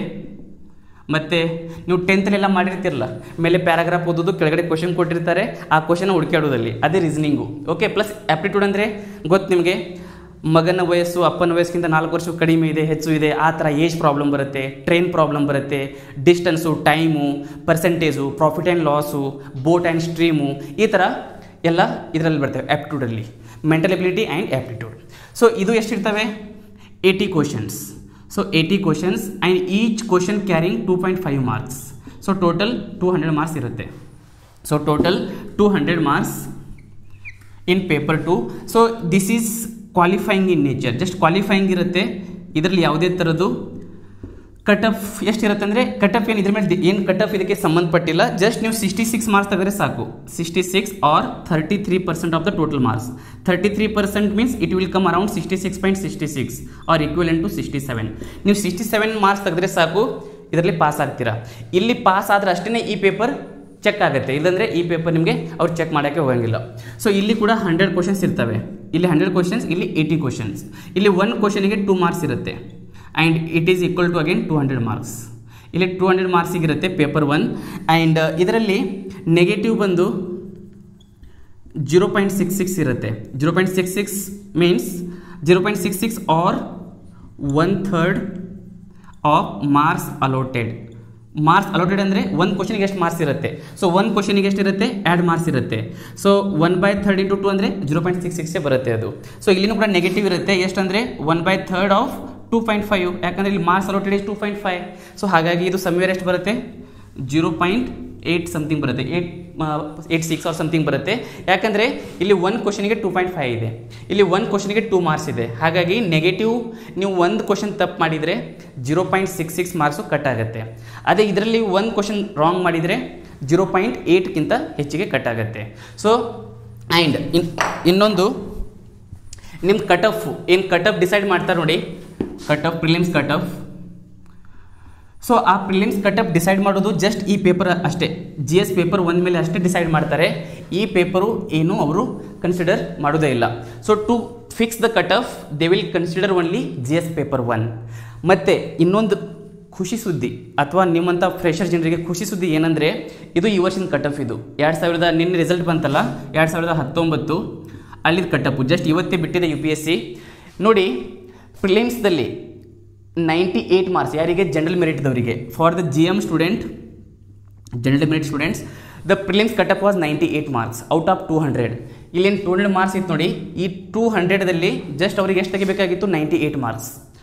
ಮತ್ತು ಈ ಪ್ರಿಲಿಮ್ಸ್ ಮಾರ್ಕ್ಸ್ ಇರುತ್ತೆ ನೋಡಿ, ಇದು ಫೈನಲ್ ರ್ಯಾಂಕಿಂಗ್ ಬರುವಾಗ ಕೌಂಟ್ ಆಗಂಗಿಲ್ಲ. It will B not counted in your final ranking. Okay, just ಇದು ಅದಕ್ಕೆ ಟು ರೈಟ್ ದ ಮೇನ್ಸ್ ಅಷ್ಟೇ. ಮೇನ್ಸ್ ಬರೀಬೇಕಂದ್ರೆ ಇದು ಪಾಸ್ ಆಗಬೇಕಷ್ಟೇ. ಇಲ್ಲಿ ಏನು ಮಾರ್ಕ್ಸ್ ತೊಗೊಂಡಿರ್ತೀರ ಆ ಮಾರ್ಕ್ಸು ನಿಮಗೆ ಫೈನಲ್ ರ್ಯಾಂಕಿಂಗಲ್ಲಿ ಕೌಂಟ್ ಆಗಂಗಿಲ್ಲ. ಸೊ ಇನ್ನೊಂದು ಏನಂದರೆ, ಸೊ 751 ಅಂದರೆ ಇದು ಲಾಸ್ಟ್ ರ್ಯಾಂಕ್. ಯಾರು ಲಾಸ್ಟ್ ರ್ಯಾಂಕ್ ತೊಗೊಂಡ್ರಲ್ಲ GMದಲ್ಲಿ ಅವ್ರದ್ದು ಲಾಸ್ಟ್ ರ್ಯಾಂಕ್ ಎಷ್ಟು ಮಾರ್ಕ್ಸ್ ಇತ್ತಂದರೆ 751. 751ಕ್ಕಿಂತ ಮೇಲೆ ಯಾರು ತೊಗೊಂಡಾರೆ ಎಲ್ಲರೂ ಸೆಲೆಕ್ಟ್ ಆಗಿದ್ದಾರೆ. 750ಕ್ಕಿಂತ ಕಡಿಮೆ ಯಾರು ತೊಗೊಂಡಾರೆ ಅವರು ಕ್ವಾಲಿಫೈ ಆಗಿಲ್ಲ. So 751 was the minimum marks ಎಲ್ಲಿ ಮೇನ್ಸ್ದಲ್ಲಿ ಯಾರಿಗೆ GMದವರಿಗೆ. And final marks 961. 961 means interview add ಆಗಿ ಇಂಟರ್ವ್ಯೂ ಮಾರ್ಕ್ಸು ಅಂದರೆ ಈಗ ನೋಡಿ, ಈಗ 951 ಪ್ಲಸ್ ಇಂಟರ್ವ್ಯೂ ಅದನ್ನು ಸೇರಿಸಿದರೆ 961. So 961 was the minimum cut off for the general merit. ಅಂದರೆ 961. 961ಕ್ಕಿಂತ ಹೆಚ್ಚಿಗೆ ಯಾರು ತೊಗೊಂಡಾರೆ ಎಲ್ಲರಿಗೆ ಸರ್ವಿಸ್ ಸಿಕ್ಕಿದೆ, ಎಲ್ಲರೂ ಸೆಲೆಕ್ಟ್ ಆಗಿದ್ದಾರೆ. ಅದು GMದವರಿಗೆ. ಅದೇ ಇಲ್ಲಿ OBC ತೊಗೊಂಡ್ರೆ ಇದು ಇಲ್ಲಿದೆ OBC. So for the OBC the cut of was 95.34. Just ನೀವು 96 ಮಾರ್ಕ್ಸ್ ತೊಗೊಂಡ್ರೆ ಸಾಕು, ನೀವು ಪ್ರಿಲಿಮ್ಸ್ ಪಾಸ್ ಆಗ್ಬೋದಾಗಿತ್ತು. ಮತ್ತು ಮೇನ್ಸಲ್ಲಿ ಮಿನಿಮಮ್ ಎಷ್ಟು 718. ಇದು 718 ಔಟ್ ಆಫ್ ಎಷ್ಟು ಗೊತ್ತಾ ನಿಮಗೆ? So it is out of 1750. So ಮೇನ್ಸ್ನಲ್ಲಿ ಮಾರ್ಕ್ಸ್ ಇರೋದು 1750. ಸೊ 1750ಗೆ ಇಷ್ಟೇ ತೆಗಿಬೇಕಾಗಿರೋದು. 50% ಇಲ್ಲ, 50%ಗಿಂತನೂ ಕಡಿಮೆ. ಜಸ್ಟ್ 45% ತೆಗೆದ್ರೆ ಸಾಕು, ಪಾಸ್ ಆಗಿ ಹೋಗ್ಬಿಡ್ತೀರಾ. ಸೊ ಇದು minimum marks in the mains. And ಇಂಟರ್ವ್ಯೂದಲ್ಲಿ ಸೇರಿಸಿ 925. ಅದೇ ನೀವು SC ತೊಗೊಂಡ್ರೆ 82 marks in the prelims and 706 marks in the mains and interview ಸೇರಿಸಿ 898. ಅದೇ ನೀವು ST ತೊಗೊಂಡ್ರೆ ನೋಡಿ, ಜಸ್ಟ್ 77 ಮಾರ್ಕ್ಸ್. ಎಷ್ಟು ಈಸಿ ಇದೆ ನೋಡಿ. ನಿಮಗೆ 100 ಕ್ವಶನ್ಸ್ ಇರ್ತವೆ. ಆ 100 ಕ್ವಶನಲ್ಲಿ ಜಸ್ಟ್ 40 ಕ್ವಶನ್ಸ್ ಕರೆಕ್ಟ್ ಮಾಡಿದ್ರು 80 ಮಾರ್ಕ್ಸ್ ಆಗುತ್ತೆ. ಜಸ್ಟ್ 40 ಇಷ್ಟೆಲ್ಲ ಪ್ರಿಪ್ರೇಷನ್ ಮಾಡಿ 100 ಕ್ವಶನಲ್ಲಿ ಒಂದು 40 ಕ್ವಶನ್ ಏನು ಒಂದು 70-80 ಇರ್ತಾ ಇಲ್ಲ. ಜಸ್ಟ್ 40 ಕ್ವಶನ್ ಕರೆಕ್ಟ್ ಮಾಡಿದ್ರು you can expect the call for the mains. Okay, so that is the beauty of this exam. Provided you should not listen any the negative mind. ಯಾರೇ ಋಣಾತ್ಮಕ mindset ಇರ್ತಾರಲ್ಲ ಅವ್ರನ್ನ ಯಾರಿಗೆ ಕೇಳಬಾರ್ದು ನೀವು. ಅದಕ್ಕೆ ಅಂತಾರಲ್ಲ, ಸಜ್ಜನರ ಸಂಘ ಹೆಜ್ಜೆನೂ ಸವಿದಂತೆ ಅಂತೆ. ಹಾಗೆ ನಿಮ್ಮ ಸಂಘ ಹೆಂಗಿರ್ಬೇಕಂದ್ರೆ ಒಂಥರ ಸಜ್ಜನಾಗಿರಬೇಕು. ಯಾರು ನಿಮಗೆ ಫ್ರೆಂಡ್ಸ್ ತುಂಬ ಜನ ಫ್ರೆಂಡ್ಸ್ ಇರ್ತಾರೆ. ಬಿಕಾಸ್ ಡಿಗ್ರಿ ಫ್ರೆಂಡ್ಸೇ ಬೇರೆ, UPSC ಫ್ರೆಂಡ್ಸೇ ಬೇರೆ. ಡಿಗ್ರಿದಲ್ಲಿ ಏನಾಗುತ್ತೆ, ಡಿಗ್ರಿದಲ್ಲಿ the board is going to select each and every one. ಆದಷ್ಟು ತುಂಬ ಜನ ಸೆಲೆಕ್ಟ್ ಆಗಲಿ ಅಂತ ಅವ್ರು ಎಕ್ಸಾಮ್ ಕಂಡಕ್ಟ್ ಮಾಡ್ತಾರೆ. ಆದರೆ UPSCಯಲ್ಲಿ ಆದಷ್ಟು ಎಲ್ಲರಿಗೆ ಎಲಿಮಿನೇಟ್ ಆಗಲಿ ಅಂತ ಎಕ್ಸಾಮ್ ಕಂಡಕ್ಟ್ ಮಾಡ್ತಾರೆ.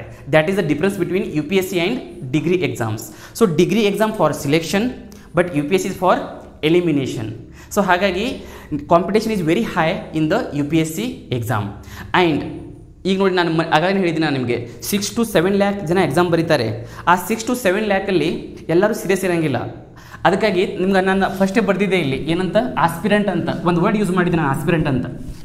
ನಿಮಗೆ ಗೊತ್ತಿರಲಿ 2 ಟೈಪ್ಸ್ ಇರ್ತಾರೆ ಅಭ್ಯರ್ಥಿಗಳು. ಒಬ್ಬರು ಆಸ್ಪಿರೆಂಟ್, ಇನ್ನೊಬ್ಬರು ಅಪ್ಲಿಕೆಂಟ್ ಅಂತೇಳಿ.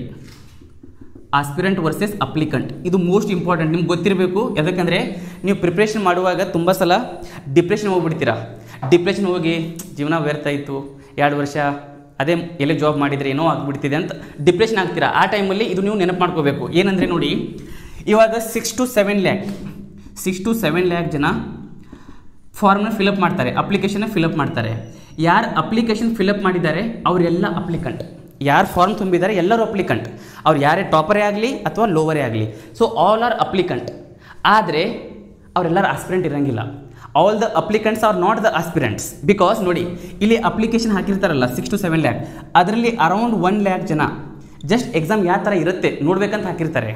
ಅವ್ರು UPSC ಅಂದರೆ ಯಾವ ಥರ ಇರುತ್ತೆ, ತುಂಬ ಜನ ಹೇಳ್ತಾರೆ UPSC ಅಂತ, ಏನು ಒಂದ್ಸರಿ ನೋಡ್ಬೇಕಂತ ಹಾಕಿರ್ತಾರೆ 1 ಲಕ್ಷ ಜನ. ಇನ್ನೊಂದು 1 ಲಕ್ಷ ಜನ ಅವ್ರ ಬಾಯ್ ಫ್ರೆಂಡ್ರೆ ಹೇಳ್ತಾನೆ ಹಾಕುವಂತ, ಅಥವಾ ಗರ್ಲ್ ಫ್ರೆಂಡ್ರೆ ಹೇಳ್ತಾಳೆ ಹಾಕುವಂತ, ಇಲ್ಲ ಅಥವಾ ತಾಯಿ ತಂದ್ರೆ ಪ್ರೆಷರ್ ಇರುತ್ತೆ ಹಾಕುವಂತ, ಅಂಥವ್ರು ಒಂದು ಸ್ವಲ್ಪ ಹಾಕಿರ್ತಾರೆ 1 ಲಕ್ಷ ಜನ.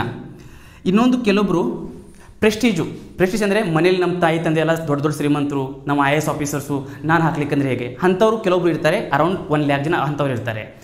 ಅಂದರೆ 3 ಲ್ಯಾಕ್ ಜನ ಇಲ್ಲೇ ಅವ್ರು ನಿಮ್ಗೆ ಸಂಬಂಧಪಟ್ಟಿಲ್ಲ. ಅವರು ಔಟ್ ಆಫ್ ರೇಸ್ ಇದ್ದಾರೆ, ಆಲ್ರೆಡಿ ಔಟ್ ಆಫ್ ರೇಸ್ ಇದ್ದಾರೆ. Before the writing the exam they are anyway they are out of the race. ನಿಮಗೆ ಸಂಬಂಧ ಇಲ್ಲ. ಸೀರಿಯಸ್ ಈಗ 6 to 7 ಲ್ಯಾಕಲ್ಲಿ ಜಸ್ಟ್ ಗ್ರ್ಯಾಜುಯೇಷನ್ ಮುಗಿಸಿರ್ತಾರೆ, ಅವ್ರು ಸೀರಿಯಸ್ ಆಗಿರ್ತಾರೆ, ಆದರೆ ಇನ್ನೂ ಪ್ರಿಪ್ರೇಷನ್ ಸ್ಟಾರ್ಟೇ ಮಾಡಿರಲ್ಲ. ಅವರು ಇನ್ನೂ ಪ್ರಿಪ್ರೇಷನ್ ಸ್ಟಾರ್ಟ್ ಮಾಡಿರಲ್ಲ, ಜಸ್ಟು ಒಂದು ಅಟೆಂಪ್ಟ್ ಕೊಡ್ತೀನಿ, ಗೊತ್ತಾಗ್ಬಿಡುತ್ತೆ, ನಾನು ನೆಕ್ಸ್ಟ್ ಅಟೆಂಪ್ಟ್ ಸೀರಿಯಸ್ ಆಗಿ ಬರೀತೀನಿ ಅಂತ. ಅಂಥವ್ರು 30% ಜನ ಇರ್ತಾರೆ. 30% ಅಂದರೆ ಸಮ್ವೇರ್ ಅರೌಂಡ್, ಈಗ ನೋಡಿ 6 ಲ್ಯಾಕಲ್ಲಿ 6 ಲ್ಯಾಕ್ ಅಂತ ತಿಳ್ಕೊಳ್ಳಿ, 6 ಲ್ಯಾಕಲ್ಲಿ ಇಲ್ಲೇ 3 ಲ್ಯಾಕ್ ಹೋದರು, 3 ಲ್ಯಾಕ್ ಹೋದರೆ 3 ಲ್ಯಾಕ್ ಉಳಿದ್ರು. ಆ 3 ಲ್ಯಾಕಲ್ಲಿ 30% ಹೋದರೆ ಅರೌಂಡ್ ಸಮ್ವೇರ್ ಎಷ್ಟು 1.2 ಲ್ಯಾಕ್ ಹೋದರು. ಸೀರಿಯಸ್ ಆಗಿ ಎಕ್ಸಾಮ್ ಬರೆಯೋರು ಎಷ್ಟು, ಜಸ್ಟ್ 1,20,000 ಅಷ್ಟೇ. ಆ 1,20,000 ಅಷ್ಟೇ ನೀವು ಕಾಂಪೀಟ್ ಮಾಡಬೇಕು. And that's why this exam is very easy. Just ಈ 6 to 7 ಲ್ಯಾಕ್ ನೋಡಿ ನೀವು ಗಾಬರಿ ಆಗಬಾರ್ದು. ಆ 6 to 7 ಲ್ಯಾಕ್ದಲ್ಲಿ ತುಂಬ ಜನ ಅಪ್ಲಿಕೆಂಟ್ ಇರ್ತಾರೆ, ಜಸ್ಟ್ ಫಾರ್ಮ್ ತುಂಬವರು. ಆದರೆ ನಿಜವಾದ ಅಭ್ಯರ್ಥಿಗಳಂದರೆ ಆಸ್ಪಿರೆಂಟ್ಸ್. ಅಭ್ಯರ್ಥಿ ಬೇರೆ, ಓಕೆ. ಆ್ಯಂಡ್ ಇನ್ನೊಬ್ಬರು ಏನಂತಾರೆ ಅದಕ್ಕೆ ಆಸ್ಪಿರೆಂಟಿಗೆ, ನಿಮ್ಗೆ ಅಂದರೆ ಅದು ಎಕ್ಸಾಕ್ಟ್ ವರ್ಡ್ ಇವಾಗ ಗೊತ್ತಾಗ್ತಾ ಇಲ್ಲ. ಸೊ ಅಪ್ಲಿಕೆಂಟ್ ಇಷ್ಟೇ ತಿಳ್ಕೊಳ್ಳಿ, ಫಾರ್ಮ್ ತುಂಬೋರೆಲ್ಲ ಅಪ್ಲಿಕೆಂಟ್. ಆದರೆ ನಾನು ಮಾಡಲೇಬೇಕಂತೇಳಿ ಸಿನ್ಸಿಯರಾಗಿ ಎಕ್ಸಾಮ್ ಬರೀತಾರಲ್ಲ ಅವ್ರು ಯಾರು, aspirant. And you all people are aspirant. ನೀವೆಲ್ಲರೂ ಆಸ್ಪಿರೆಂಟ್. ಯಾಕಂದರೆ ಇಂಟ್ರೆಸ್ಟ್ ಇರೋದ್ರಿಂದಲೇ ಇವತ್ತು ನನ್ನ ಕ್ಲಾಸ್ ಕೇಳ್ತಾ ಇದ್ದೀರಾ, ಇಂಟ್ರೆಸ್ಟ್ ಇರೋದ್ರಿಂದಲೇ ನನ್ನ ಮುಂದೆ ಕುಂತಿದ್ದೀರಾ. ಹಾಗಾಗಿ you all are the aspirants and you are in the group of 1,20,000. So positive hopes ಇರಬೇಕು.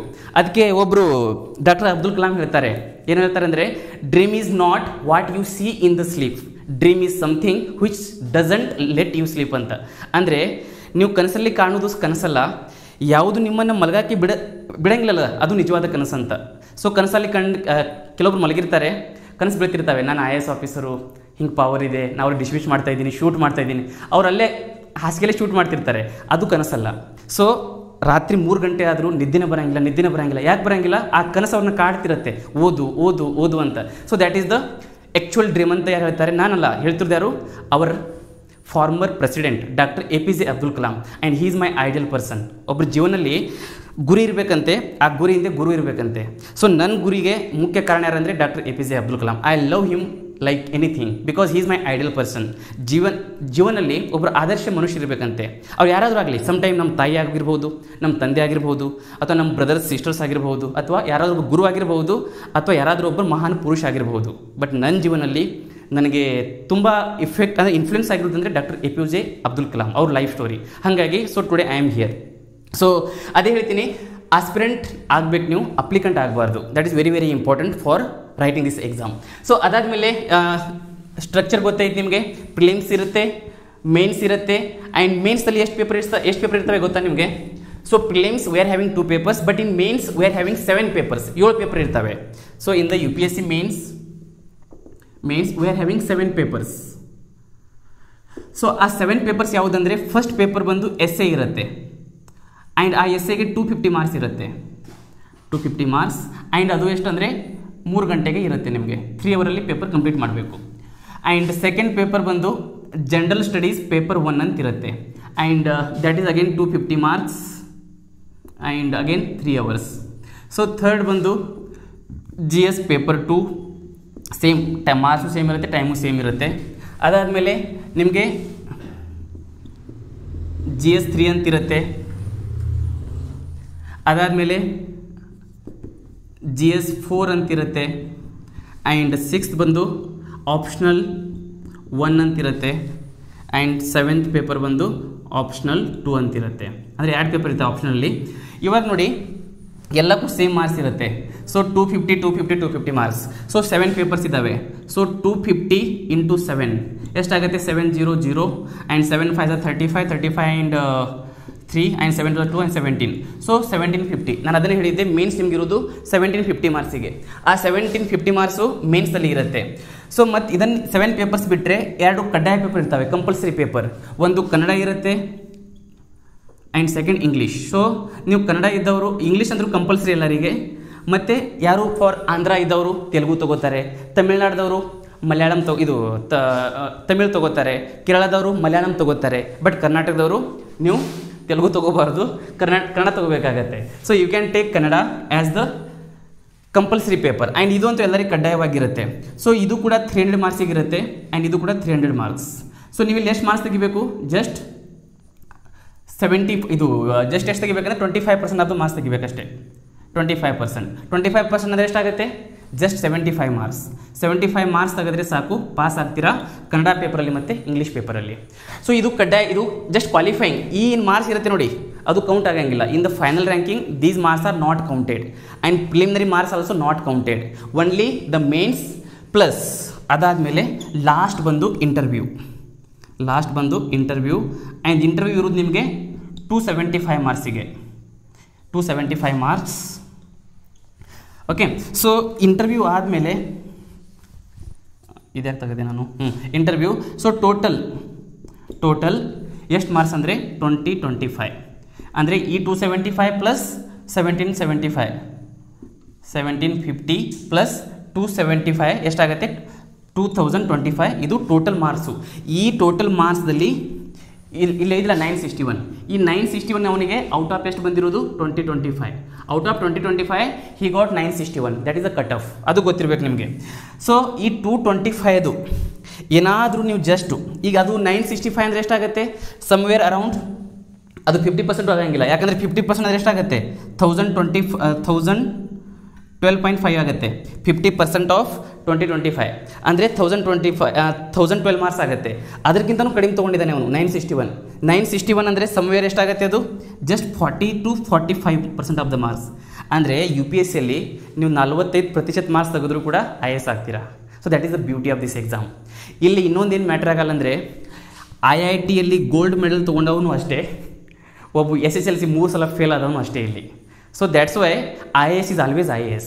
ಓಕೆ, ಸೊ ಇಲ್ಲಿ IIT ಇರಲಿ ಯಾವುದೇ ಇರಲಿ, ಅದು ಇವನ್ IIS ಇರಲಿ, ಅವ ಗೋಲ್ಡ್ ಮೆಡಲ್ ಇರಲಿ, ಅಮೆರಿಕನ್ ಕೆಂಬ್ರಿಡ್ಜ್ ಯಾವುದೇ ವಿಶ್ವದಲ್ಲಿ ಕಲಿತು ಬರಲಿ, ಆದರೆ ಇಲ್ಲಿ ಎಲ್ಲರೂ ಒಂದೇ, ನಾವೆಲ್ಲರೂ ಒಂದೇ. ಓಕೆ, ಸೊ ಹಾಗಾಗಿ ಇಲ್ಲಿ 2025 ಇಸ್ ದ ಟೋಟಲ್ ಮಾರ್ಕ್ಸ್. ಮತ್ತು ಇನ್ನೊಂದು ಗೊತ್ತಿರಲಿ ನಿಮಗೆ, ಈ ಎಸ್ಸೆ ಪೇಪರು 2 ಎಸ್ಸೆ ಬರೀಬೇಕಾಗತ್ತೆ. You have to write 2 essay and 1 ಎಸ್ಸೆಗೆ 125 ಮಾರ್ಕ್ಸ್ ಇರುತ್ತೆ.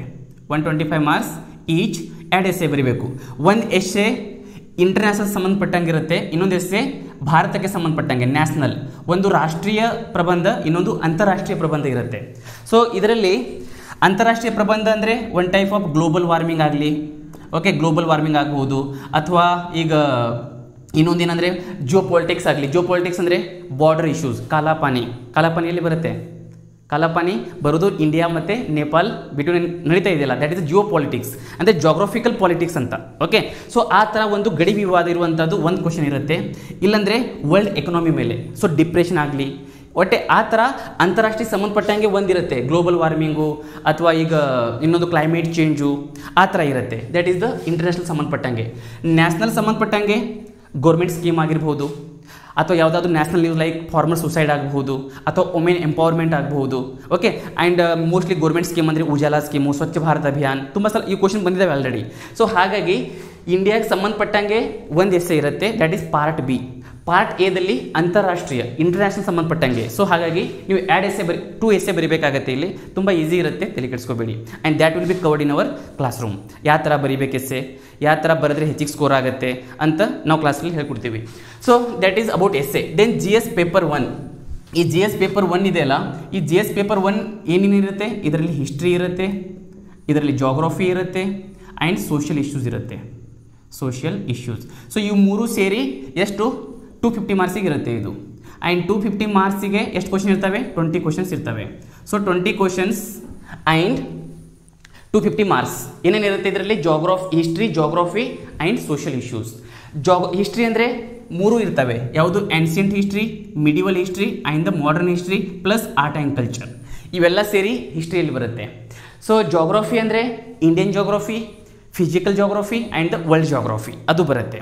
So these geography. ಮತ್ತು ಸೋಷಿಯಲ್ ಇಶ್ಯೂಸ್ ಅಂದರೆ ಇಟ್ ಕ್ಯಾನ್ ಬಿ ಪಾವರ್ಟಿ, ಬಡತನ, ಸೊ ಮ್ಯಾರೇಜ್ ಬಗ್ಗೆ, ಹೆಲ್ತು, ಎಜುಕೇಷನು, ಇವೆಲ್ಲ ಸೋಷಿಯಲ್ ಇಶ್ಯೂಸು. ಓಕೆ, ಸೊ ಇಲ್ಲಿ ಪೇಪರ್ 1. ಈಗ GS ಪೇಪರ್ 2 ಏನೇನಿರುತ್ತೆ, GS ಪೇಪರ್ 2 ಅಲ್ಲಿ ಇಂಡಿಯನ್ ಕಾನ್ಸ್ಟಿಟ್ಯೂಷನ್, ಭಾರತದ ಸಂವಿಧಾನ, ಇಲ್ಲಿ ಕ್ವಶನ್ ಕೇಳ್ತಾರೆ. ಇನ್ನೊಂದು ಇಂಟರ್ನ್ಯಾಷನಲ್ ರಿಲೇಷನ್ಸ್ ಅಂದರೆ ಅಂತಾರಾಷ್ಟ್ರೀಯ ಸಂಬಂಧಗಳು. ಅಂತಾರಾಷ್ಟ್ರೀಯ ಸಂಬಂಧ ಅಂದರೆ ಈಗ ಅದೇ ಮತ್ತೆ ಈಗ ಇಂಡಿಯಾ ಚೈನಾ ಬಾರ್ಡರ್ ಆಗಲಿ, ಇಂಡಿಯಾ ನೇಪಾಲ್ ಡಿಸ್ಪ್ಯೂಟ್ ಆಗಲಿ, ಅಥವಾ ಇಂಡಿಯಾ ಮತ್ತು ಅಫ್ಘಾನಿಸ್ತಾನ್ ಫ್ರೆಂಡ್ಶಿಪ್ ಆಗಲಿ. ಯಾಕಂದರೆ ಇಂಡಿಯಾದವರು ಅಫ್ಘಾನಿಸ್ತಾನದಲ್ಲಿ ಒಂದು ಪಾರ್ಲಿಮೆಂಟೇ ಕಟ್ಸ್ಕೊಟ್ಟಿದ್ದೀವಿ, ಒಂದು ಡ್ಯಾಮ್ ಕಟ್ಸ್ಕೊಟ್ಟಿದ್ದೀವಿ, ನಮಗೆ ಇಂಡಿಯಾದಲ್ಲಿ ಯೂಸ್ ಆಗಿ ಎಲ್ಲ ಕೆಟ್ಟಿರುವಂಥ ಬಸ್ಸು ಕೊಟ್ಟಿದ್ದೀವಿ ನಡೆಸ್ರಿ ಅಂತ. ಸೊ ಹಾಗಾಗಿ ಇಂಡಿಯಾ ಮತ್ತು ಭೂತಾನ್ದು ಒಳ್ಳೆ ರಿಲೇಷನ್ಶಿಪ್ ಇದೆ. ಮತ್ತು ಇಂಡಿಯಾ USA ರಿಲೇಷನ್, ಯಾಕಂದರೆ ಟು ಕೌಂಟರ್ ದ ಚೈನಾ. ಯಾಕಂದರೆ ಇಲ್ಲಿ ಒಂಥರ ಟ್ರಯಾಂಗಲ್ ಲವ್ ಸ್ಟೋರಿ ಇದ್ದಂಗೆ ಇದು ಒಂಥರ. ಯಾಕಂದರೆ China wants to become a global leader, and U S is already the global leader. And at the same time ಒಂಥರ ಇಂಡಿಯಾ ಏನಂದರೆ ಈ ಕಡೆ ಮೊಸರು ಹೆಚ್ಚಿಗಾದರೆ ಈ ಕಡೆ ತಿನ್ನೋದು, ಈ ಕಡೆ ಆದರೆ ಈ ಕಡೆ ತಿನ್ನೋದು. ಅಂದರೆ ಚೈನಾ ಯು ಎಸ್ ಎ ಅಲ್ಲಿ ಫೈಟ್ ನಡೀತಾ ಇದೆ ಆ್ಯಂಡ್ ಇಂಡಿಯಾ ಏನು ಮಾಡ್ತಾ ಇದೆ, ಅದರದ್ದು ಒಂದು ಬೆನಿಫಿಟ್ನ ಪಡೀತಾ ಇದೆ. So India is indirectly supporting U S A and U S is directly supporting India. India ಹೇಳುತ್ತೆ ಈಗ ಏನಾದರೂ border issue, last time Doklam issue ನಡೀತಾ ಇತ್ತು. At the time of Doklam U S ಈಗ ಚೈನಾ ಆರ್ಮಿ ಎಲ್ಲ ಬಂದು ನಿಂತುಬಿಟ್ಟಿದ್ರು, ಇಂಡಿಯಾದವರು ಆರ್ಮಿನೂ ಕೂಡ ನಿಂತುಬಿಟ್ಟಿದ್ರು. ಸೊ ಏನೋ ಎಲ್ಲರೂ ಹೇಳ್ತಾ ಇದ್ರು ಏನೋ ಯುದ್ಧ ಆಗತ್ತಂತ. ಆದರೆ ಅದೇ ಟೈಮಲ್ಲಿ ಒಂಥರ ಕ್ಲೈಮ್ಯಾಕ್ಸ್ ಅನ್ನೋ ಥರ ಯು ಎಸ್ ದವ್ರು ಹೇಳಿದರು, ಇಂಡಿಯಾ ಬ್ಯಾಕ್ ಹೋಗಬೇಡಿ, ಯಾವುದೇ ಕಾರಣಕ್ಕೂ ಹಿಂದೆ ಹೋಗಬೇಡಿ, ಜಸ್ಟ್ ಹೋಗಿ ಮುಂದೆ, ಏನಾಗುತ್ತೆ ಆಗಲಿ, ಅದು ನಿಮಗೆ ವೆಪನ್ಸ್ ಬೇಕಾ ನಾವು ಸಪ್ಲೈ ಮಾಡ್ತೀವಿ, ಆರ್ಮಿ ಬೇಕಾ ನಾವು ಸಪ್ಲೈ ಮಾಡ್ತೀವಿ, ಬಟ್ ಯಾವುದೇ ಕಾರಣಕ್ಕೂ ಭಯ ಪಡಬೇಡಿ ಅಂತ. ಆ ಒಂದು ಮಾತು ಬಂತು ಪ್ರೈಮ್ ಮಿನಿಸ್ಟರ್ ಮೋದಿಗೆ, ಅಷ್ಟೇ ಸಾಕು ಅವನಿಗೆ. ಈಸ್ ದ ಮನುಷ್ಯ, ನಾವು ಅದಕ್ಕೆ ಮ್ಯಾನ್ ಆಫ್ ಟಾಕ್ಸ್ ಅಂತ ಕರಿತೀವಲ್ಲ, ಅವನೆಂತಾನೆ 36 ಇಂಚ್ ಕಾ ಛಾತಿ ಹೇ, ಅಂದರೆ ಗೊತ್ತು ನಿಮಗೆ 36 ಇಂಚ್ ಕಾ ಛಾತಿ ಹೇ. ಸೊ ಆ ಥರ ಅವನಂತಾನೆ ಯಾವುದೇ ಕಾರಣಕ್ಕೂ ಕೂಡ ಇಂಡಿಯನ್ ಆರ್ಮಿ ನಾವು ಬ್ಯಾಕ್ ತೊಗೊಳಂಗಿಲ್ಲ ಅಂತ. ಯಾಕಂದರೆ ಯು ಎಸ್ ದವರು ಡೈರೆಕ್ಟ್ಲಿ ಸಪೋರ್ಟ್ ಕೊಟ್ಟಿದ್ರು. So that is the different thing. That thing I will discuss in my classes, in my geography classes. I will discuss entirely about that India Pakistan issues and China Pakistan economic corridor. ಆ ಯಾತ್ರ ಅದು ನ್ಯೂಸ್ದಲ್ಲಿ ಇದೆ. And the spring of fire ಅಂತಿದೆ, the pearl spring ಅಂತಿದೆ, ತುಂಬ wonderful concepts ಇದ್ದಾವೆ. ದೋಸ್ concepts I will discuss in my geography class. And ನಾಳೆ 10ನೇ ತಾರೀಕಿಂದ ನಾನು ಜಾಗ್ರಫಿ ಕ್ಲಾಸ್ ಸ್ಟಾರ್ಟ್ ಮಾಡ್ತಾ ಇದ್ದೀನಿ. ಆ ಕ್ಲಾಸಲ್ಲಿ ಫಸ್ಟ್ ಆರ್ ಸೆಕೆಂಡ್ ಕ್ಲಾಸಲ್ಲಿ ಟಾಪಿಕ್ ಬರುತ್ತೆ. That time I will discuss entirely with diagram. ಟೀಕೆ. ಸೊ ಇದು ನಿಮಗೆ ಜಾಗ್ರಫಿ ಆಯಿತು. ಜಾಗ್ರಫಿಯಲ್ಲಿ ಪಾರ್ಟ್ 2. ಈಗ paper G S paper 3. G S paper 3 ಏನು ಬರುತ್ತೆ ಅಂದರೆ ನೋಡಿ, ಜಿ ಎಸ್ ಪೇಪರ್ 3 ಬರೋದು economy, environment and science and tech and the disaster management. ಇವು 4 ಟಾಪಿಕ್ ಬರೋದು ಜಿ ಎಸ್ ಪೇಪರ್ 3. ಸೊ ಇದರಲ್ಲಿ again economy, environment, science and tech and disaster management ಇದು ತುಂಬ ಸ್ಕೋರಿಂಗ್ ಪೇಪರ್. ಇದು ನೀವು ಯಾವುದಾದ್ರೂ U P S C aspirant ನೋಡಿ, ಅವ್ರ ಸ್ಕೋರ್ ಕಾರ್ಡ್ ನೋಡಿದರೆ ಎಲ್ಲಕ್ಕಿಂತ ಹೆಚ್ಚಿಗೆ ಮಾರ್ಕ್ಸ್ ಸಿಗೋದು ನಿಮಗೆ ಅವ್ರ ಜಿ ಎಸ್ ಪೇಪರ್ 3ಯಲ್ಲಿ. ಬಿಕಾಸ್ ಅಲ್ಲಿ ಡೈರೆಕ್ಟ್ ಕ್ವಶನ್ ಬರ್ತವೆ. ಬಯೋಡೈವರ್ಸಿಟಿ ಅಂದ್ರೇನು, ಪೊಲ್ಯೂಷನ್ ಅಂದ್ರೇನು, ಡಿಫ್ರೆಂಟ್ ಟೈಪ್ಸ್ ಆಫ್ ಸ್ಪೀಸೀಸ್ ಅಂದ್ರೇನು, ಕ್ಯೋಟೋ ಪ್ರೋಟೋಕಾಲ್ ಅಂದ್ರೇನು, ಮಾಂಟ್ರಿಯಲ್ ಪ್ರೋಟೋಕಾಲ್ ಅಂದ್ರೇನು, ಕಿಗಾಲಿ ಅಗ್ರಿಮೆಂಟ್ ಅಂದರೆ ಏನು, ವಿಯಾನಾ ಕನ್ವೆನ್ಷನ್ ಅಂದರೆ ಏನು, ಬೋನ್ ಕನ್ವೆನ್ಷನ್ ಅಂದರೆ ಏನು, ತುಂಬ ಕನ್ವೆನ್ಷನ್ಸ್ ಇದ್ದಾವೆ. And all these things again I will discuss in my environment class. Again ನಾನು ಎನ್ವೈರನ್ಮೆಂಟ್ ಕೂಡ ನಾನೇ ತಗೋತೀನಿ. So I will discuss all the conventions, protocols, agreements. Okay, and again that is one of the highly scoring subject in prelims as well as in your mains. Okay, so this is GS paper 3. Then come to GS paper 4. This GS paper 4 talks about ethics.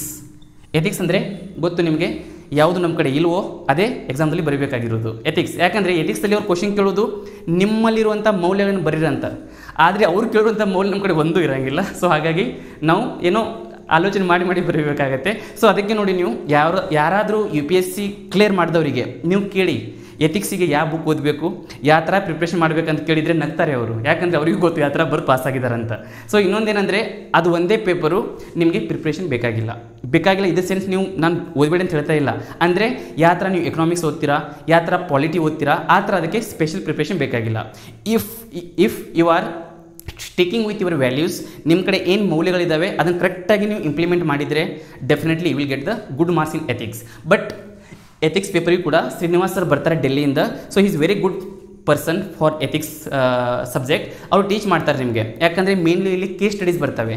Case studies in the sense ನಿಮಗೆ ಯಾವ ಥರ question ಕೇಳ್ತಾರೆ ಅಂದರೆ, ನೀವು ಏನೋ ಕಾರಲ್ಲಿ ಹೋಗ್ತಾ ಇದ್ದೀರಾ, ಕಾರಲ್ಲಿ ಹೋಗುವಾಗ ಸಿಗ್ನಲ್ ಬಿದ್ದುಬಿಡುತ್ತೆ, ಆ ಸಿಗ್ನಲಲ್ಲಿ ನಿಂತ್ಕೊಂಡಿದ್ದೀರಾ, ಅದೇ ಟೈಮಲ್ಲಿ ಒಬ್ಬ ಬಡ ಹುಡುಗ ಬಂದು ಭಿಕ್ಷೆ ಕೇಳ್ತಾನೆ. ಆ ಭಿಕ್ಷೆ ಕೇಳುವಾಗ ನೀವು ಏನು ಮಾಡ್ತೀರಂತ ಕ್ವಶನ್ ಇರುತ್ತೆ. ಆವಾಗೆ ಇದು ನೀವು ಯಾವ ಬುಕ್ಕಲ್ಲಿ ಓದಿದ್ರೂ ಸಿಗೋಂಗಿಲ್ಲ. ಏನು ಮಾಡ್ತೀರಂದರೆ, ನಿಮ್ಮ ಮನಸ್ಸು ಏನಾದರೂ ಮೃದು ಇದ್ದರೆ, ಸರ್ ನಾನು ಅವರಿಗೆ ಸಹಾಯ ಮಾಡ್ತೀನಿ, ನನ್ನ ಕಡೆ ಟೈಮ್ ಇಲ್ಲ ಅಂದರೆ ನಾನು ದುಡ್ಡು ಕೊಡ್ತೀನಿ ಅಂತ ಹೇಳ್ತೀರಾ.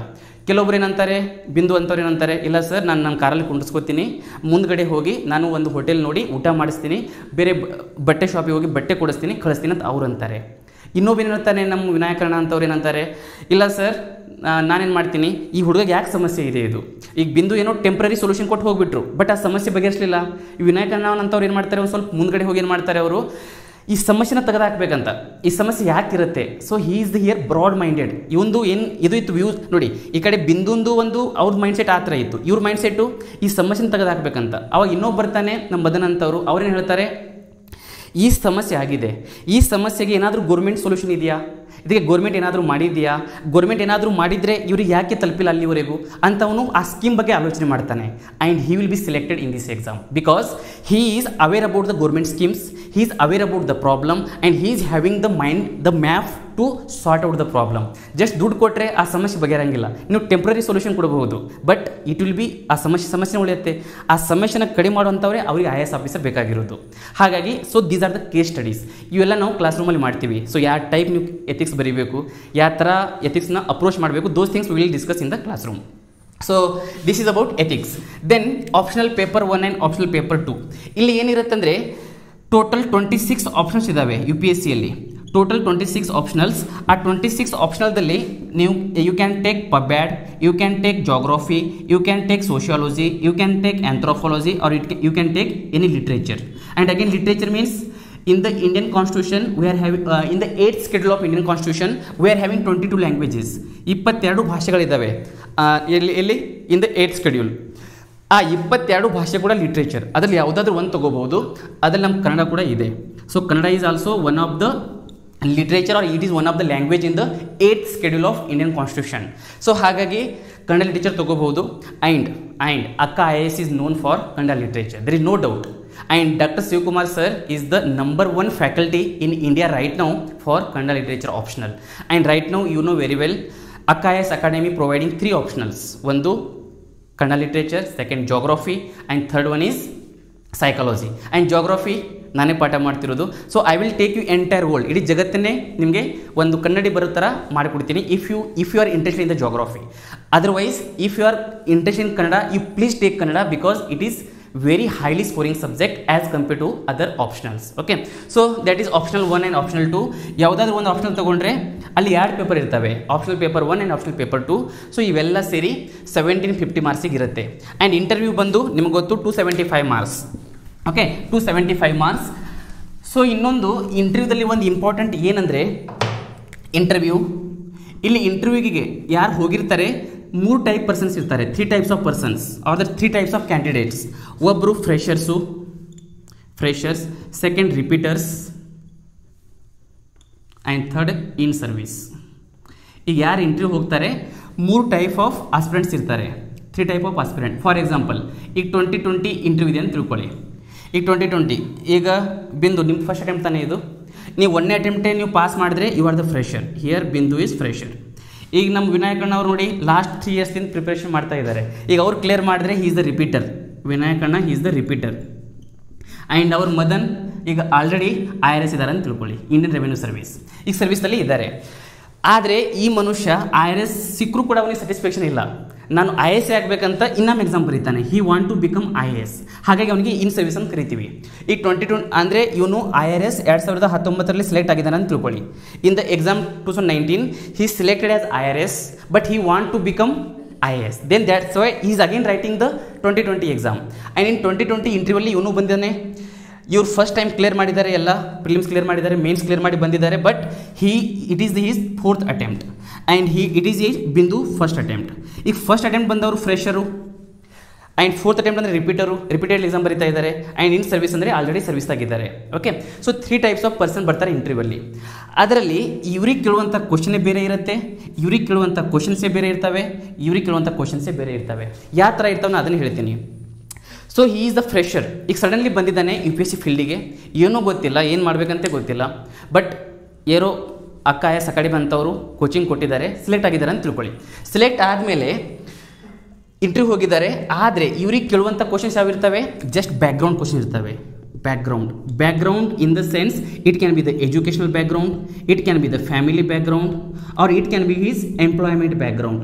ಈಗ ಏನಾದರೂ ಅವರು 2 ವರ್ಷ ಜಾಬ್ ಮಾಡಿ ಬಂದಿದ್ರೆ ಅದ್ರ ಮೇಲೆ ಕ್ವಶನ್ ಕೇಳ್ತಾರೆ, ಅಥವಾ ಜಸ್ಟ್ ಪಾಸ್ಔಟ್ ಆಗಿ ಇಂಜಿನಿಯರಿಂಗ್ ಅಥವಾ ಯಾವುದೋ ಒಂದು ಗ್ರ್ಯಾಜುಯೇಷನ್ ಪಾಸ್ಔಟ್ ಆಗಿ ಕ್ಲಿಯರ್ ಮಾಡಿದರೂ ಕೂಡ ಅವರಿಗೆ ಎಜುಕೇಷನ್ ಬಗ್ಗೆ ಕೇಳ್ತಾರೆ, ಮತ್ತು ಇಲ್ಲಾಂದರೆ ಫ್ಯಾಮಿಲಿ ಬಗ್ಗೆ ಕೇಳ್ತಾರೆ. ಅದನ್ನು ಬಿಟ್ಟು ಅವರಿಗೆ ಹೆಚ್ಚಿಗೆ ಯಾವುದೇ ಕ್ವಶನ್ ಕೇಳಕ್ಕೆ ಹೋಗಂಗಿಲ್ಲ. Mostly around 80% of the questions will be from education, family background and his employment, his or her employment.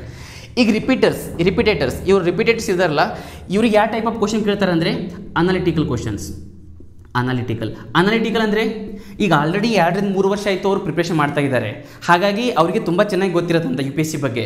ಹಾಗಾಗಿ ಅವ್ರು ಏನು ಕ್ವಶನ್ ಕೇಳ್ತಾರೆ ಅಂದರೆ ಅನಾಲಿಟಿಕಲ್ ಆ್ಯಂಡ್ ಕರೆಂಟ್ ಅಫೇರ್ಸ್.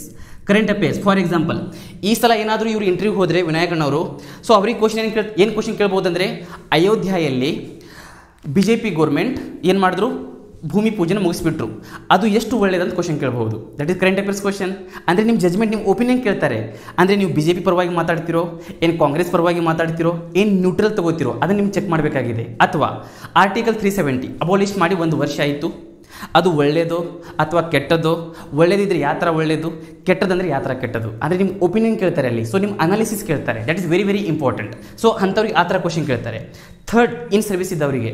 ಈಗ ಇನ್ ಸರ್ವಿಸ್ ಇದ್ದವರಿಗೆ ಇವೆಲ್ಲ ಪಾಸ್ ಮಾಡಿ ಹೋಗಿದ್ದಾರೆ, ಇವೆಲ್ಲ ಏನು ಕೇಳಂಗಿಲ್ಲ ಅವರಿಗೆ. ಇವ್ರಿಗೆ ಏನು ಕೇಳ್ತಾರೆ ಅಂದರೆ, IRS ಆಫೀಸರ್ ಆಗಿದ್ದೀರಾ, ಇಂಡಿಯಾದಲ್ಲಿ ಯಾವ್ಯಾವುದಲ್ಲಿ ಎದರಿಂದ ರೆವೆನ್ಯೂ ಹೆಚ್ಚಿಗೆ ಬರುತ್ತೆ, ರೆವೆನ್ಯೂ ಬರಬೇಕಂದ್ರೆ ಎಲ್ಲೆಲ್ಲಿ ಅಂದರೆ ಎಲ್ಲೆಲ್ಲಿ ಲೂಫೋಲ್ಸ್ ಆಗ್ತಾ ಇದ್ದಾವೆ, ಏನೇನು ಮಾಡಿದರೆ ರೆವೆನ್ಯೂ ಹೆಚ್ಚಿಗೆ ಬರ್ಬೋದು ಗೌರ್ಮೆಂಟಿಗೆ, ಮತ್ತು ಯಾವುದಾವ್ದು ಗೌರ್ಮೆಂಟ್ ಸ್ಕೀಮ್ಸ್ ಇದ್ದಾವೆ ಆ ರೆವೆನ್ಯೂ ಸಂಬಂಧಪಟ್ಟಂಗೆ, ಮತ್ತು ನೀವು ಒಬ್ಬ ದಕ್ಷ IRS ಆಫೀಸರ್ ಆಗಿ ಇನ್ನೂ ಏನು ಮಾಡ್ಬೋದಾಗಿತ್ತು, ಈ ಥರ ಅವನಿಗೆ ಸರ್ವಿಸ್ ರಿಲೇಟೆಡ್ ಕ್ವಶನ್ಸ್ ಕೇಳ್ತಾರೆ.